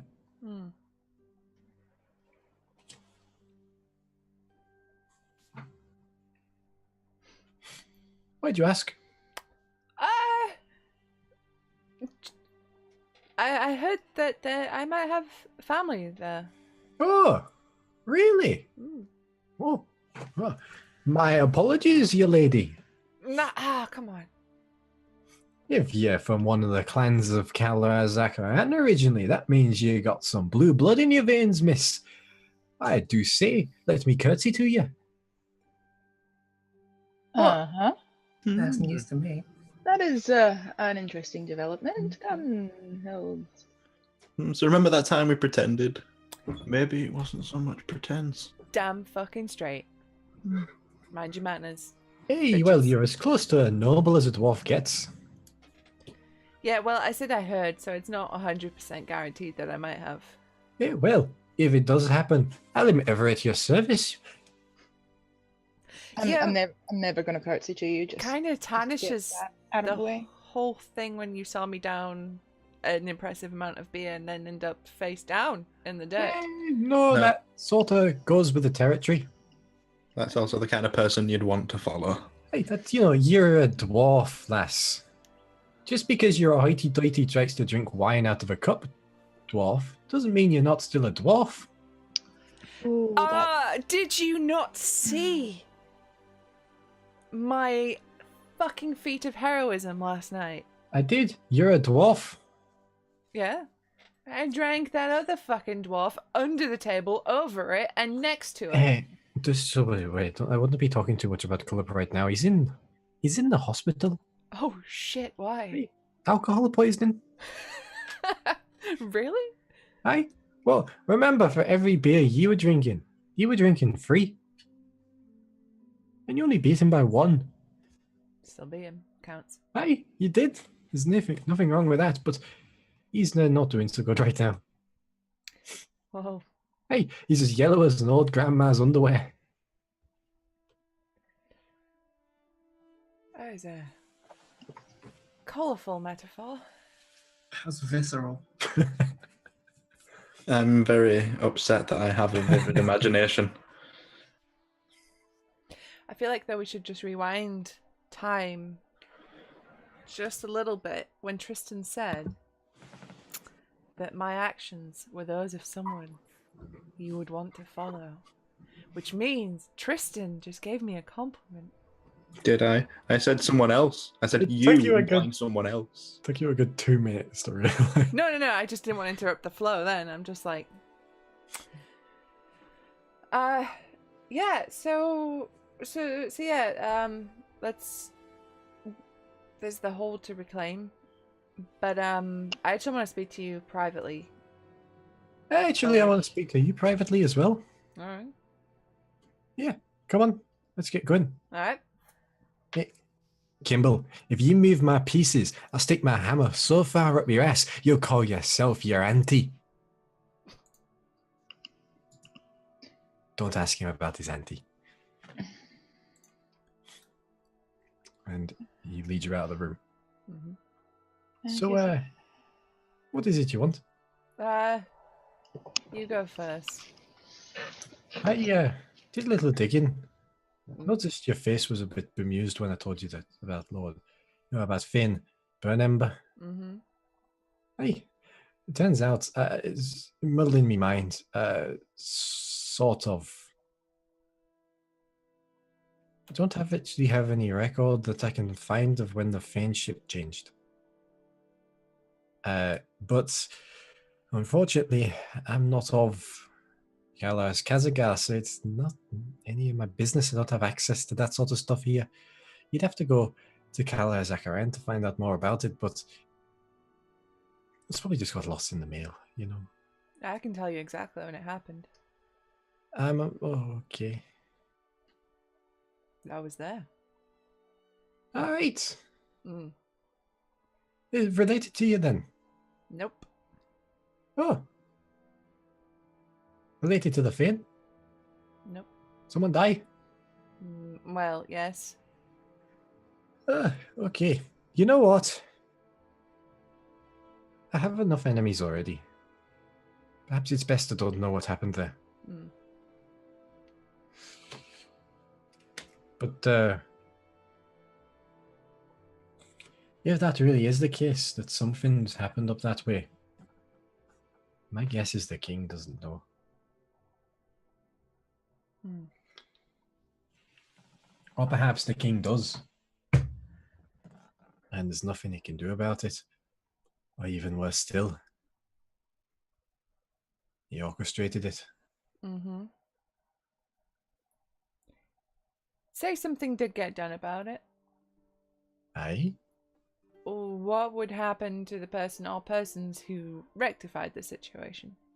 Yeah, that would be sorted out in the hold. As you know, it was pretty decentralized. We let people get on with their own affairs in their own holds. So to be up to the hold to decide what happened. All right. We try not to meddle in each other's affairs too much, you know. Political backstabbing is the sort of things that humans do. Mm-hmm. Yeah. And some dwarves, apparently. Yeah, there's always a few black sheep. Yep. But that's kind of why I wanted to talk to you, actually, about that. But also, so apparently my clan aren't just from Karaz Kazagar, we're from the fancy place. Hey, well, I mean, most dwarves are from at least 2 places. You know, we move around a lot. Yeah, but I wondered if you've ever heard of the Avalhar clan. The Avalhar clan, not myself personally, but I don't go up to Karaz Kazagar that much. Mm-hmm. It's a bit out of the way for me. They usually send someone straight from Akaran. So you've not heard about them from Karazakaran? No, not particularly, no. I rarely go down there myself. Mostly I go between Rockall and human settlements, you know. Mm-hmm. I'm a liaison more for humans than for dwarves. Gotcha. They need someone that's a bit blunt. Gotcha. Well, I'd like to ask you a favor if I can. When you're there, Can you just keep an ear to the ground? Hey, of course. I'll let you know. Cool. I'll send you a message if I hear anything, So maybe, I don't know. So you're heading out in a few days? Yeah. I hope you'll see you again soon. Yeah, I hope to catch you on the road and hopefully in less dire circumstances. Next time I'll be a bit more careful. I've been doing this a fair few years. Yeah, they nearly got me too. First time I've actually ever been got. Happens to the best of us. But, yeah. So, until next time. Hey! What sort of human gesture is that? We're dwarves. Give me a hug. Give you a big hug. I've been around humans too long. All right. So, the rest of you are left with Kimball, who is very clearly cheating. I'm just there, like stood over, like, I see. Okay. Just trying to piece together anything of this game, but acknowledging I'm probably seeing everything not to do for this game. It seems a lot like chess, but with hammers involved. Where when a piece is taken, it's literally destroyed by a hammer. That seems a little wasteful. Keeps the economy going, I guess. I suppose it just depends on what pieces you've got. I suppose there's like special editions. Maybe they do more. I mean, I guess it's incentive to win. There's just that one dude that's got an entire mithril set. It's like, yeah, it's all made out of adamantium. Yeah, can I take what you can I kill? Definitely not, competition legal, but swindles humans with it. That would be a very Scottish approach, to be fair. It really would, right? Anyway, as Gunn comes back into the room at this point with Ulrich sees Kimball like, "Hey, yeah, dirty fecker, get your shitty hands away from my fucking pieces." And that's our cue to leave. And you see Ulrich is taking out the hammer. "Hey, get down on all fours, you shitty bastard." Okay, let's go. Aye. Plausible deniability. The last thing you hear as the doors closes, "I'll show you the fucking caverns of desire." Well, that's a fan fiction in the making right now. No. Okay, no. Do you have Google Docs and PDFs about that as well, Stu? No. They're handwritten. I let other people do that. Jamie! What? No paper trail? You can't find it online. You can't hack him. It's in a lockbox under his bed. Hack the planet. So that's why he's always got that little notebook on him. Yes, this is my smut book. Dirty. Meanwhile, Chantus. So you find the Lake Skimmers Trove again, and you go in and you see the same enchanter is there, and you go in, he's like, "Oh, hey. Welcome back to the Lake Skimmers Trove. What can I get you?" Yeah. I was very impressed with the weapon you made for my friend. Much obliged. Sends regards for a fantastically crafted weapon, by the way. Well, all of my weapons got stuck in my tongue, in my teeth there. Well, all of my weapons are fantastically crafted, if you know what I mean. That makes sense, yeah. What can you do for a longbow? Oh, well, depends what you bring me. I need materials for it. What sort of materials would you normally use for a longbow? Well, for a bow like that, if you wanted it made from a bow, the best thing to do would be bring me a master-crafted bow. Masterwork, the sorts made by a great smith or boar of the land.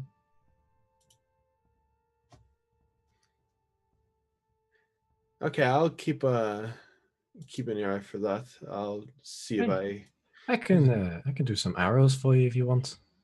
I just bought arrows. Hey, but can you get one that's set on fire? Okay, no, I'm interested again. How much for arrows to set on fire? Well, if you give me some arrows, I'll say I can do you 5 of them for 1,000 gold.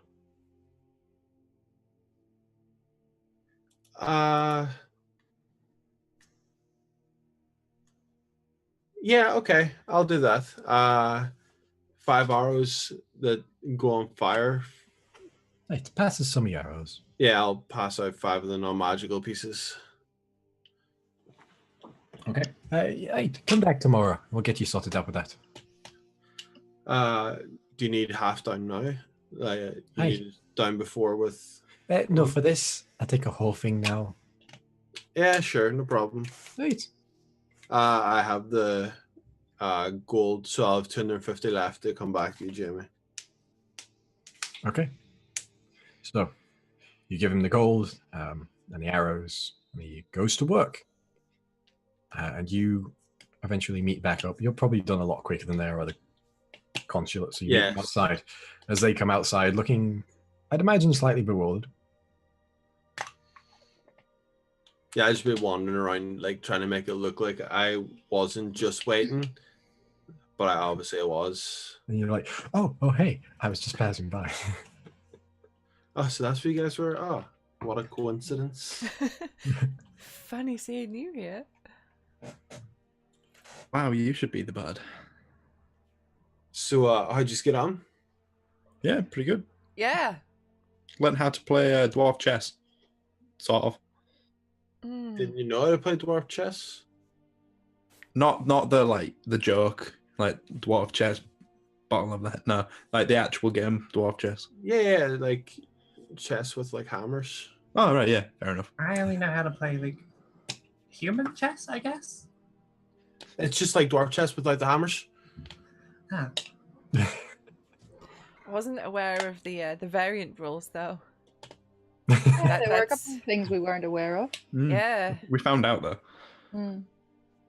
Well, I mean, I guess it's a reminder that dwarven culture is not homogenous. We're all different in our own ways. Just don't ask that one about his auntie.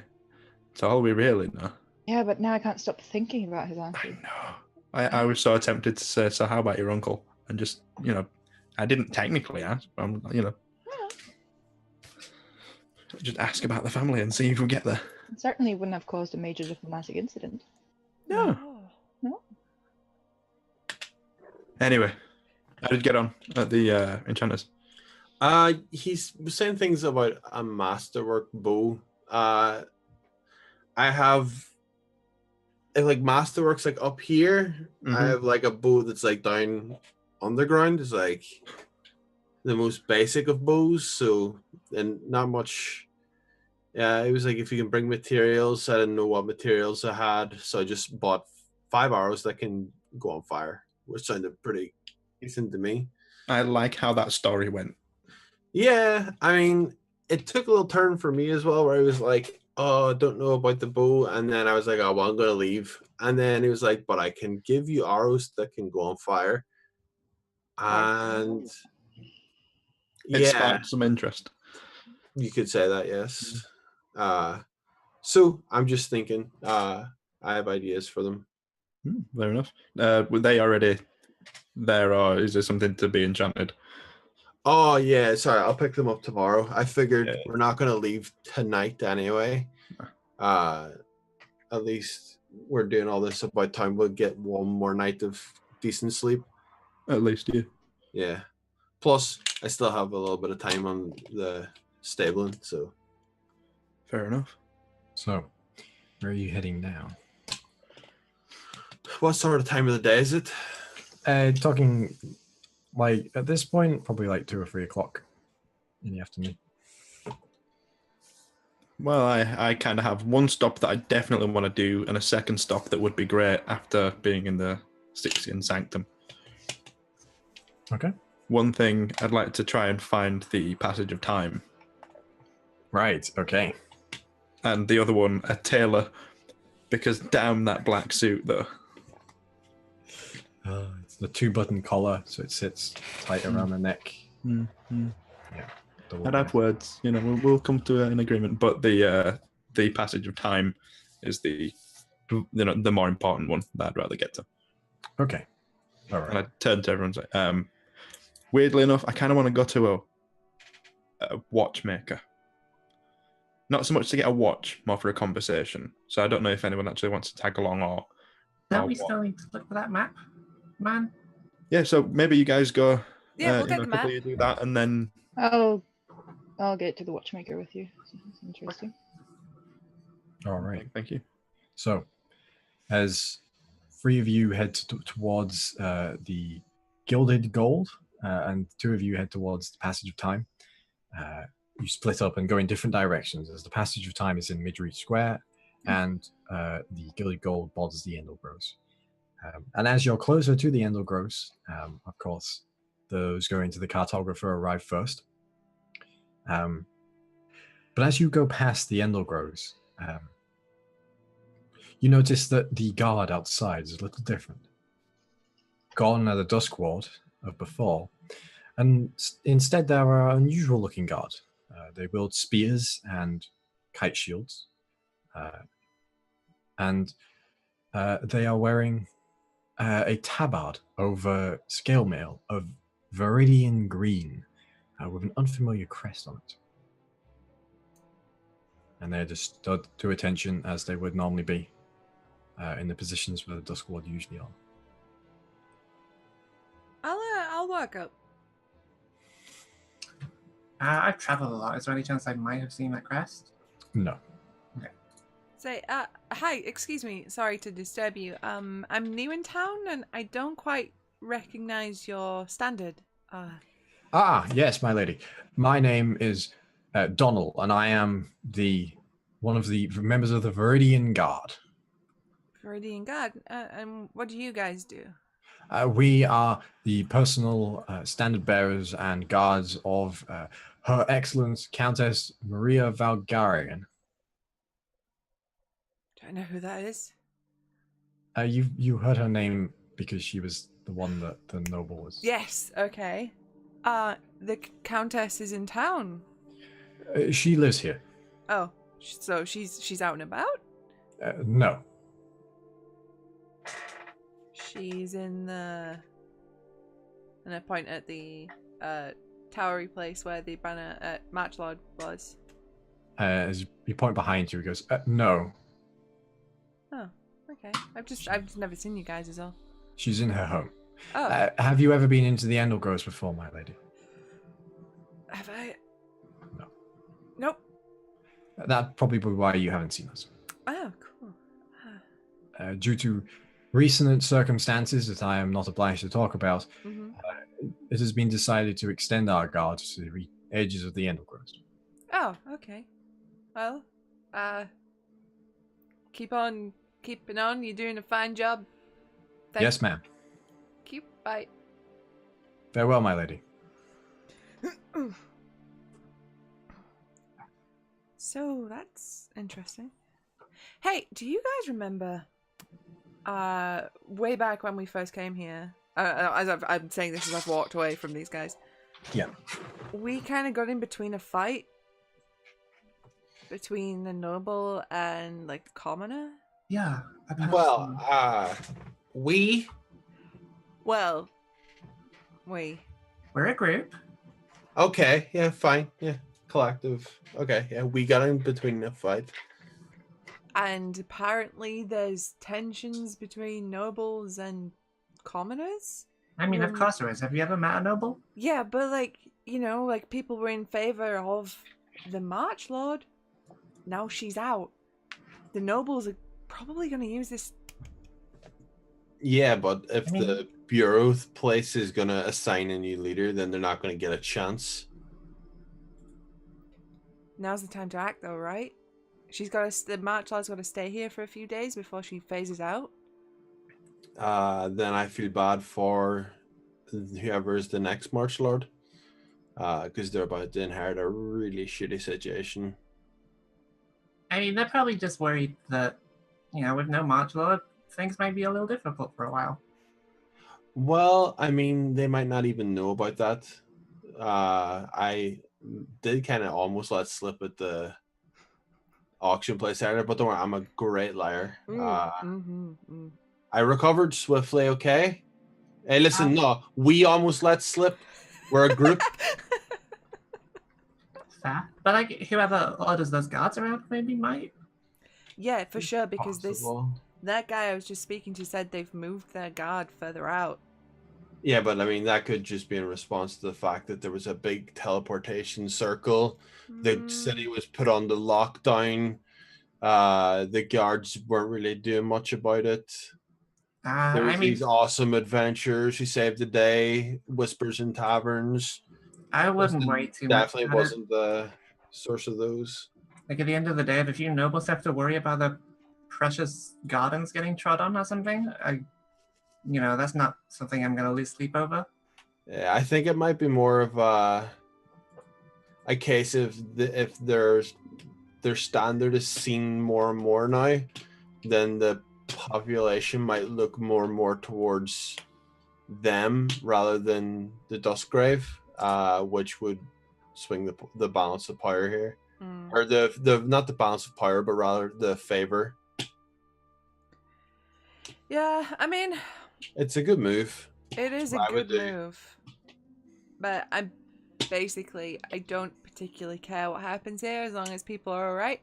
But I thought I'd bring it up in case it happens, and I can say I told you so, and just know that I got it in before fucking Tristan, because I know Tristan will be like, "Ooh, I called this ages ago," but no, I got it in first. So I just want to get that stated for the record. You do realize that neither Tilly or I have disagreed with you at any point here? I don't know. Yeah, the one that you're disagreeing with is a way the watchmaker conversation. I know. I'm just putting it out into the universe that I called it first, just in case. Okay, I mean, we're not sticking around, right? I assume if that happens, we'll find out about it maybe a few weeks or a month after, in like a letter. Yeah. Yeah. But it's always a good idea to keep an eye on what's happening. Like, in that case, it might be, if you want to start keeping an eye on things like that, it might be worth having people that keep an eye on things and pass messages around. Are we starting like a spy network now? I mean, if that sounds like what Gunna's talking about, keeping eyes on nobles in cities that we're not in. I mean, look, let's see if we can get a map first as a start. Listen, you don't need a map. I take us into the forest and lead us anywhere. Are you saying who needs a map? I need a map. Yeah, no, that was also a bluff. I'd just take us into the forest and... We're lost. I know. Okay, so you're heading to the Gilded Gold, finishing up. Yeah, I assume we're yapping on our way there. Yeah, and it is a very cottage-looking tavern. It has a thatched roof. It has the sort of, I don't know how to say that, the diamond windows, where it has the layers of lead through the glass. And it says on the outside, there's a small swinging sign which says the Gilded Gold Wine and Ale House. This is a Wetherspoons that's pretending to be posher than it is. That's what the Wetherspoons of my city is now. They renovated and raised the price of cider. Right. The sheer air in your voice. So, yeah. I take a deep breath as I push open the front door. Okay. And as you walk inside, everything is very clean. Polished hardwood floors, wallpapered walls. Everything is lit by candles ensconced, attached to fixings on the walls and in the ceilings. And there is a neatly prepared bar and a number of tables, and at the back there's booths. Spoons? It's actually spoons. Is there anybody in the bar at the minute, or is it? There is. Yeah, there's quite a number of people in here, actually. Is there one particularly cartography-looking kind of guy somewhere? There is a shaded booth at the back, lit by a open candlelight, of which you can see a lot of parchment around, and a very hunched-over looking figure is sat at them, scrolling on something. I think he might be the one. Yeah, that looks like the guy. Well, I shall saunter on over. All right. I'll grab a beer from the bar as I go by. Okay. very efficient at doing that. Plop myself down in front of him. It's just drawing away on something. Oh, heavens, a person! Sorry, I did not see you there. I'm not used to seeing people. Give me a moment, please. I'm finishing detailing the top of this mountain. What can I do for you? My name is Benjamin McTellen II, and I am a cartographer and explorer extraordinaire, finding myself throughout this wondrous and dangerous world.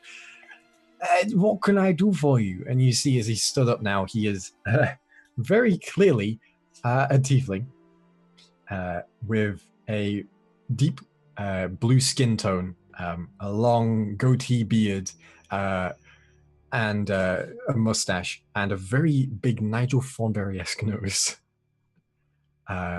And he is currently sat in what can only be described as explorer's gear, and has like a handkerchief, well, not like a handkerchief, like a cravat around his neck.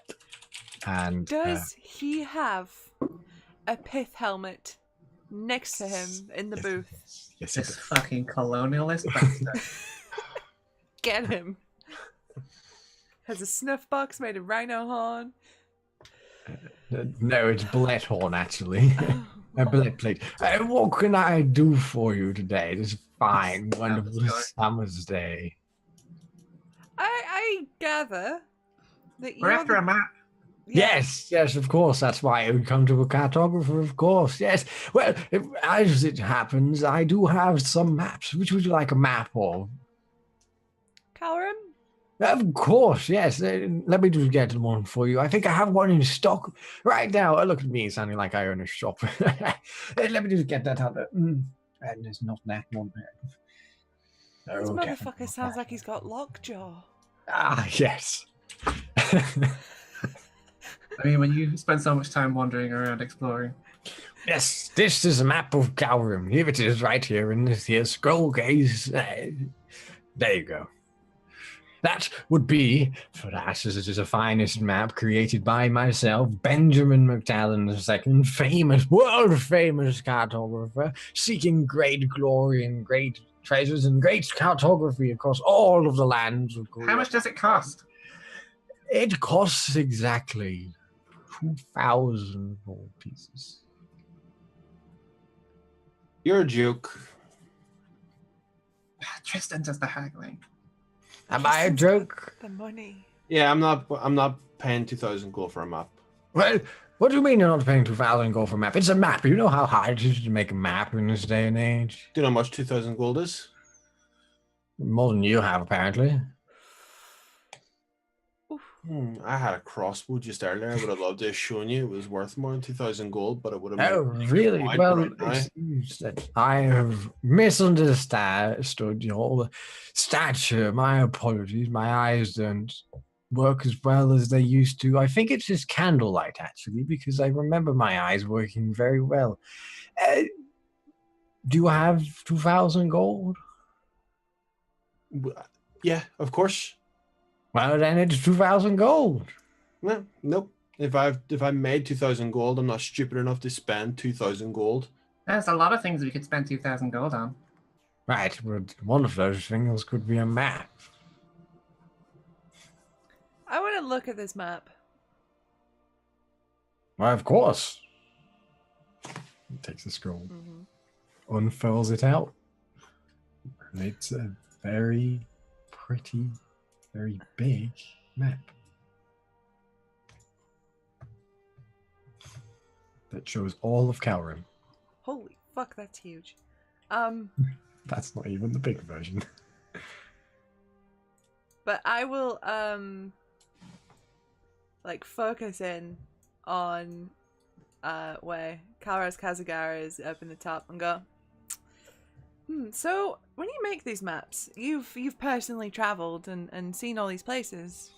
Yes, I make sure to go to every single place myself and sample the finest foods and goods of the various different cultures of the world. No, you see, I'm seeing a inaccuracy on this map. Oh, really? You see, I hail from up here, and I point on the map. Right.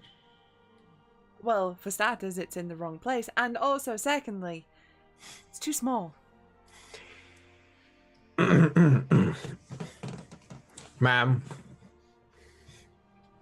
there's a lot of things in this life I'm not very good at.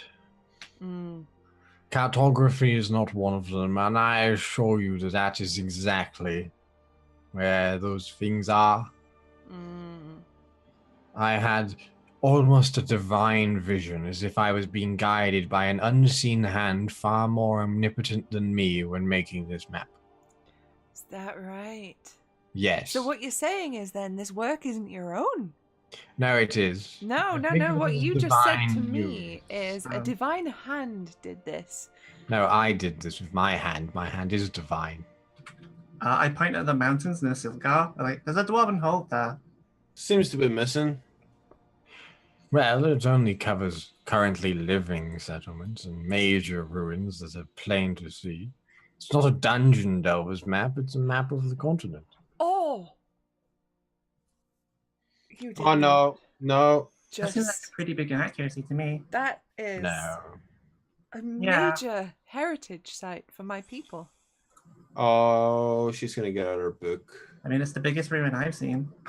Well, is it plain to see? Can you walk past it on the road and see it? Oh no, it's in the mountains. Well, then it's not on the map. Okay, well then.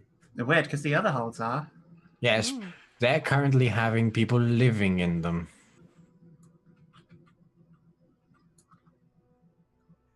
You see the difference? If I go there, there's people there. I'm a cartographer. People there. They There's just people were. there. Yeah, they were mostly dead. And... Dead people aren't people. They're dead. Yeah, you're There not. was at least one person there who wasn't dead. True. Fucking gotcha. I do believe you're trying to assail me with straw man semantics over my map. What? Regardless, you might want to update that. It is in the process of being reclaimed. Now, that very important information does come at a price. How about we have a little discount on this map here? Okay, all right then. 1,999 gold. And 99 copper. You Look, are a which very one funny is man. Our time is worth gold. Everyone's time is worth gold. That's sort of the point. Ours comes at a premium. Of course it does. Everyone's does. Look, you don't have to buy the map. I have no problem with you not buying the map. But I assure you, if you go to find another cartographer and there's a map this scale, you'll probably have to pay about the same price. Maps are hard to make. The Cartographers Guild is rather small and we don't get much socialization. No, clearly, yeah. Okay, it's a bit sad. Oh. Weird, because we're having a conversation right now. Are you not? You're not having fun? Socialization with each other, you dingus. Yeah, whatever. Do you have any less detailed maps? We don't need all these trees. No, that's fair. We What? don't need all these trees. We just kind of need to know what places are. No, I want to know where the forests are. I don't know. We could just do like a circle that says forest. I would love to read one of Tilly's maps. I really need to see a Tilly map.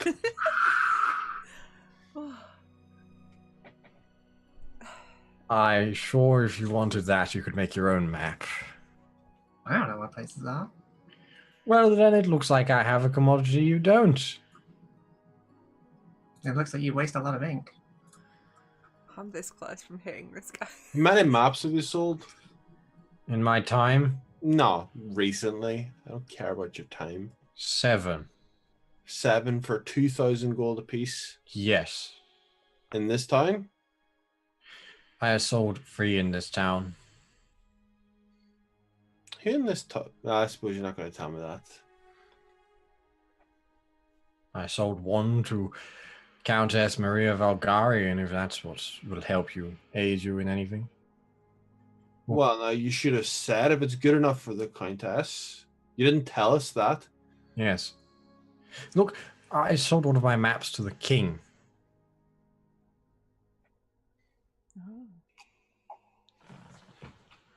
Okay, well, perhaps then we might be interested. You should lead with that in future. You know. All right. Well, it's impressive.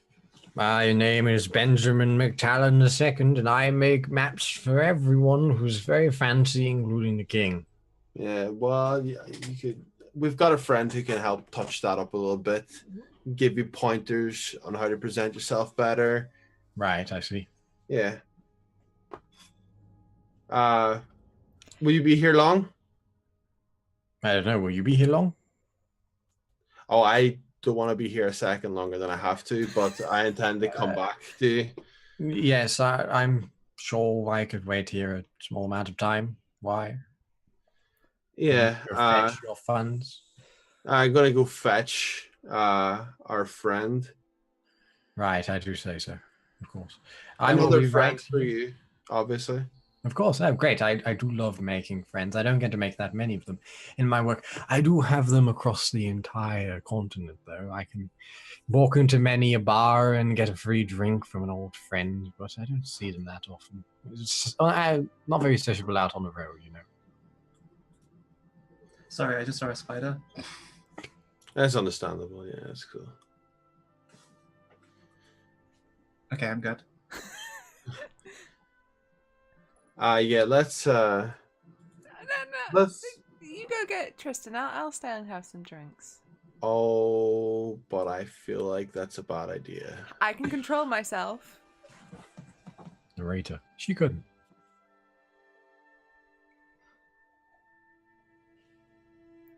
I'm going to keep our new friend company so he doesn't get lonely. He says he doesn't get a chance to make friends. Tilly, can you stop gunning from punching our friend? Sure, I guess. I'm not gonna punch him. Are you saying, like, can I convince her not to, or can I, like, stop her? No, try and convince her. Like, once... Because I can't do that second one. Yeah, once she's swinging, let's just stand back. Wow. Yeah, I'll go off and see if I can find Tristan. Okay. So, as Rowan exits to find Tristan and the Mari both find yourselves wandering through a small back street towards an unassuming shop that has a clock hanging outside instead of a sign. And from that clock dangles a small plaque that says Passage of Time. So why did you want to come here? It's a bit of a strange matter. Remember that blacksmith that properly thwacked gun around the head? Yeah, that was fun. It really was. Well, the first time we went, I introduced myself, and she's the first person ever to recognize my name, as in the family name. I thought you yeah, often, yeah. So I had a bit of a chat, and turns out not just making weapons and so on, helped make a pocket watch for someone of the name a long time ago. I think it was I don't know, a long time ago apparently, but the name stuck, and apparently I don't know if it was the other person who worked on the watch, or maybe their records might be here, but she told me to come here, maybe to find out more. So, hence being here. If I find out where that watch ended up, maybe I can find who had it, and find a bit more out there. Yeah, hence you should definitely do that. Yeah. Yeah. You want to go? I'm actually glad it was you that came with me and not Gun. I feel like she would have subtlety isn't really a strong suit of Gun's. She would have understood though. I mean, my ears are burning. I feel like she's talking about me somewhere else off in the distance. So I feel like this is only fair. Actually, okay, she would, but you just feel a tingling in the tips of your ears. But yeah, just for a bit of context. Do you do this on your own, or do you? No. I mean, I don't know who they are, regardless if they're family. So it's just I don't know anything about that watchmaker. No, you've not been down this alley before. Yeah. But yeah, just so you've got context as to why I wanted to come here. Thank you. I appreciate that. Okay. And is there like a sign on the door? Yeah. There's a small door. A bit shorter than you are. It's quite a short door. Okay. It sort of curves at the top and it's painted white. I sort of wrap my knuckles on it and open the door. Yeah. As you go inside, there's a little ding ding ding. And the interior here is shelves full of clockwork instruments of all types. You can hear the constant tick, tick, tick, tick of clocks within, as every device here seems to be powered in some way by clockwork mechanisms, and so it shines the interior here with brass. There is a counter over the other side. It is old wood, obviously very well used and very well cared for to have lasted this long. And behind it, there's a figure. Humanoid in shape, however, they are made of iron and brass. They have no mouth, they have no nose, no facial features apart from two jeweled eyes. And you can see through many parts of their body as there's no skin, or as they are completely made out of what looks to be clockwork. And as you come inside, you see its jewels glow slightly as it wakes up. Greetings. Welcome to the passage of time. I am Epoch. Hello? Hello, sorry if I seem a little startled. If I move, does the head follow? No. Epoch. It's a strange request, but do you happen to remember a certain blacksmith, Redalia? I am afraid I do not deal in that. I am simply the storefront manager. Oh. Would you like to speak to the owner? I would, yes. Thank you. Confirming. Would like to speak to owner. Engaging movement. And you see as Epoch turns around and you can hear the gears inside, turns, walks very robotically into the back room. And you hear, Father, there is someone here to see you. And you hear, oh, what? Right, coming right there. Oh, Epoch, you're getting a bit slow. You have to oil you sometime. Right, coming. And you hear footprints. You don't see anything. And after a moment, you hear, oh, the old bones aren't what they used to be. As this figure clambers up on top of a chair, on top of the stool, which is sat behind the counter here. And there's this very, very old gnome with thick jam jar glasses which take up half the size of his head. He's got a mustache which comes and sticks straight out the sides like that. It's very bristly and pure white, and his hair is gone on top of his head, but it's around the sides. It's very thick and quite very Doc Browny in a lot of ways. And he's wearing an overall, and he's got some oil smudges and grease smudges on his face. He's like, oh, welcome to the passage of time. My name is Vodri Bluebreaker. Who are you? My name is Tristan Inamorati. Tristan Inamorati. Oh, wait, Tristan Inamorati. I'm sure I know that. Are you Vittore's boy? I don't know, and that's part of why I'm here. Oh, really? I do believe he left you a package here. I beg your pardon. Yes. It's been a while since he's been around. Lovely fellow. Close personal friend of mine. Although to say close with Vittore was kind of hard because he was very hush-hush about a lot of things. Haven't seen him in a while. How is he doing these days? I wouldn't know. I didn't even know his name. Oh. He's not been around for a very long time. Oh, right. Well, he left you a package. Would you like me to go get it?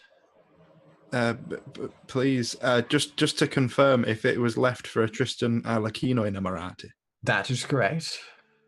Then yes, that's me. Right. Okay. He gets down off the chair. I sort of hold on. Epoch, fetch some dinner. Some tea, sorry. Yes. Literally in the same city.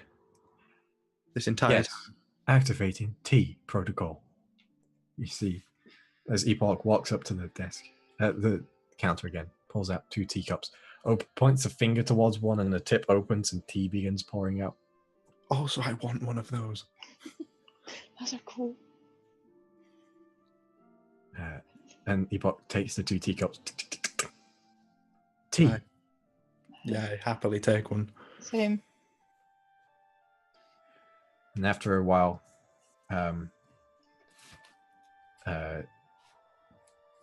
Vaudry comes back. Well, I've managed to find the package. Sorry, it's a bit dusty. But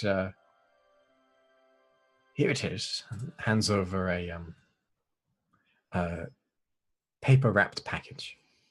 I take it gladly. How big is the package? Probably about that. Okay. And it has a small label on it, and in this long, flowing font, not too dissimilar from your own, it says, "For my son, Tristan Inamorati."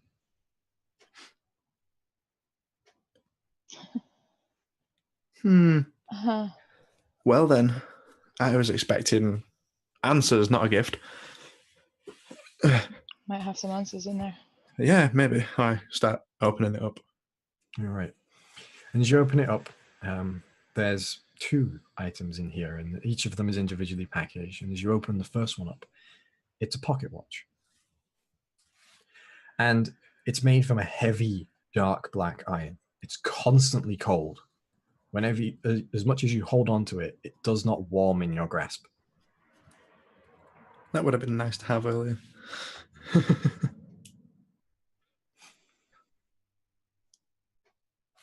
And the second package. Do you open the pocket watch, by the way? Yeah. Well, unless I can, definitely see what the other item was, I probably would have a fiddle with the pocket watch first. Yeah, the other items packaged up separately inside. Yeah. Then I check the pocket watch. Yeah, the pocket watch is it has the time, but you can see there's various clocks in here, but the time is wrong and it's moving quite quickly.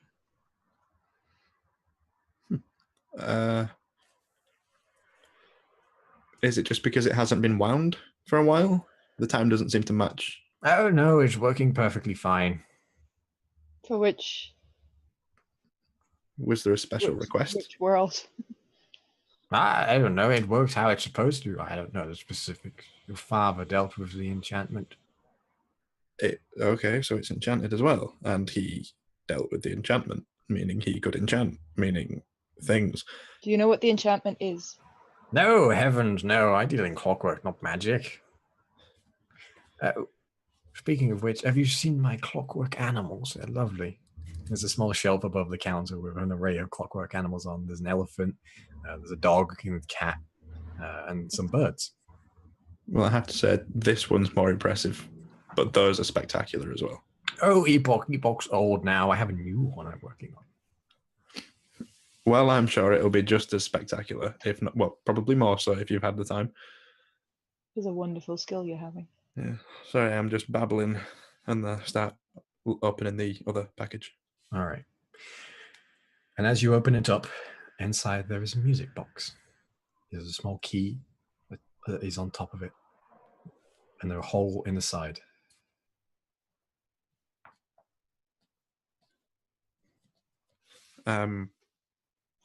Yeah, I open it up and give it a quick go over. All right.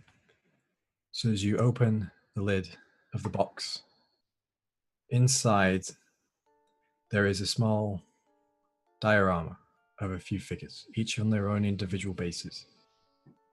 You see a mother and a father, and you see some children. And among them all, there is a small folded piece of parchment. I take the parchment and unfold it. And in the same handwriting that you saw on the outside of the package, there's a small letter. And it reads, Dearest Tristan, if this has found its way to you, your mother and I are gone. I am sorry that we could have not been the parents to you that we wished we could be. Your sister and you deserved better. I hope you are both safe.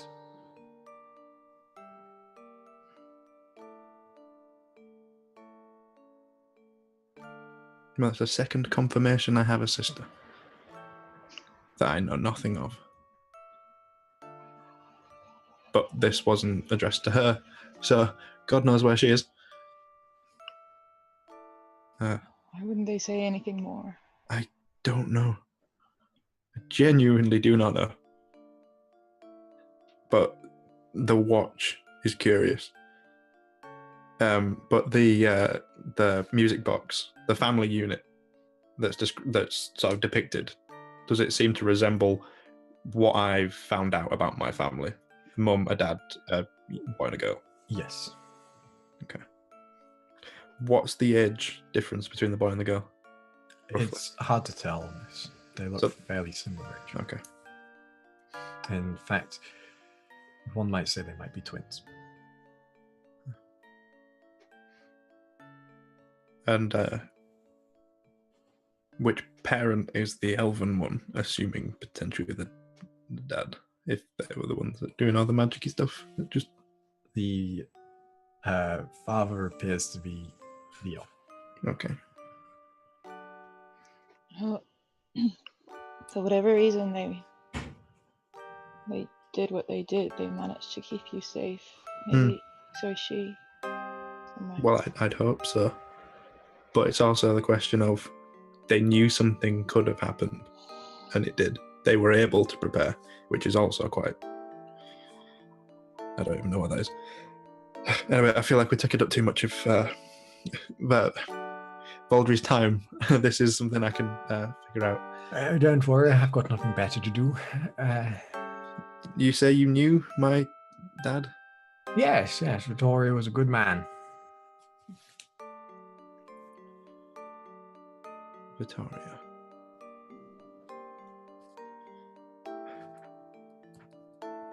Did he ever tell you where he came from? No, didn't speak of matters like that. Kept himself quite private. How did you know him? A frequent customer. You haven't made a second set like this, have you? No, not to my knowledge, no. Do you know what he did? You know, as a job, what? You know, you said I don't know. If you think someone I knew for over 100 years, I'd know what I did. And I don't suppose you know my mum's name. Oh, he was married? I mean, I had to come from somewhere, didn't I? That is, well, I mean, you don't necessarily have to be married. I mean, you can make people have clockwork, but... You're rambling again, dear. Yeah, sorry. I just wondered if you knew her name. No. Until you came in, I wasn't sure that you were a son or something, but you're definitely not old enough to be a brother. That's true. Give the music box a twirl, why don't you? Okay. I will. All right. And as it begins to play, this soft melody, it reminds you instantly of something that had been lost from your mind. Something long ago that trauma had blocked out. And in your mind's eye, you see a face looking down upon you as the song is being sung to you. And in the background, you hear a violin as your mother's face looks down upon you and sings this song. A tale of family, a tale of love, and a tale of togetherness. He is probably crying at this point. And that's where I'll end tonight's session. So, thank you very much, everyone, for joining us. Yeah. If you want to see the map, by the way, I'll be putting a version of it on my Twitter after the session, so you can go see it. Very nice map. It is a good map. I do remember. I think it was last week. You might have accidentally posted that in the Discord and then quickly deleted it. I may have done that. GG. I wondered what the notification was. It was like a split second, then it was gone. Yeah. What was that? Yeah. So if you would like to see that, you can go see it there. It's many days of work is that map. I have to say thank you though to the artist Joel Pigu. Sorry if I'm pronouncing his name wrong. He is the person who made the brush set I used to actually make the map. Because doing it by hand means it would take a lot longer. I am not a professional map maker. But yeah, I hope you enjoyed that. I hope everybody enjoyed today's session. It was a lot of logistics today, but you got to do that every now and again in D&D. Mm-hmm. And it just sets up for the future. I feel like we were being responsible adventurers. Like we were getting our eggs in one basket before we all like just went off, rather than just going, fuck it. There you go, our affairs. Yeah, there's two ways of finding where places are in D&D: buying a map or stumble upon it. We've tried one. We might try the other. We'll do both. Don't you worry. Yeah, well, I hope everyone enjoyed that. Mm. Especially that ending. I was wondering when that would happen. But for now, a couple of our members have to bid farewell very quickly after the end of the session, whether that be for other arrangements or for the sweet serenade of bed. So for now, we will bid you all adieu. And I hope you have a good rest of your Monday or a good sleep if you go to bed soon. We will catch you next week for more Kureon. But if you want more roleplay from the channel, you can catch us on Wednesday for Bite Club. And if you have missed out on anything from this session or from previous sessions, you can catch up on Susie's YouTube channel. All of the VODs for Kureon and for Bite Club are up there. And as well as a bunch of one-shots that various different people DM'd. Mm-hmm. And does anyone else have anything to say, or are we good to go? I think that's everything. All right, fantastic. Well, once again, thank you very much for tuning in, and we will see you guys next week.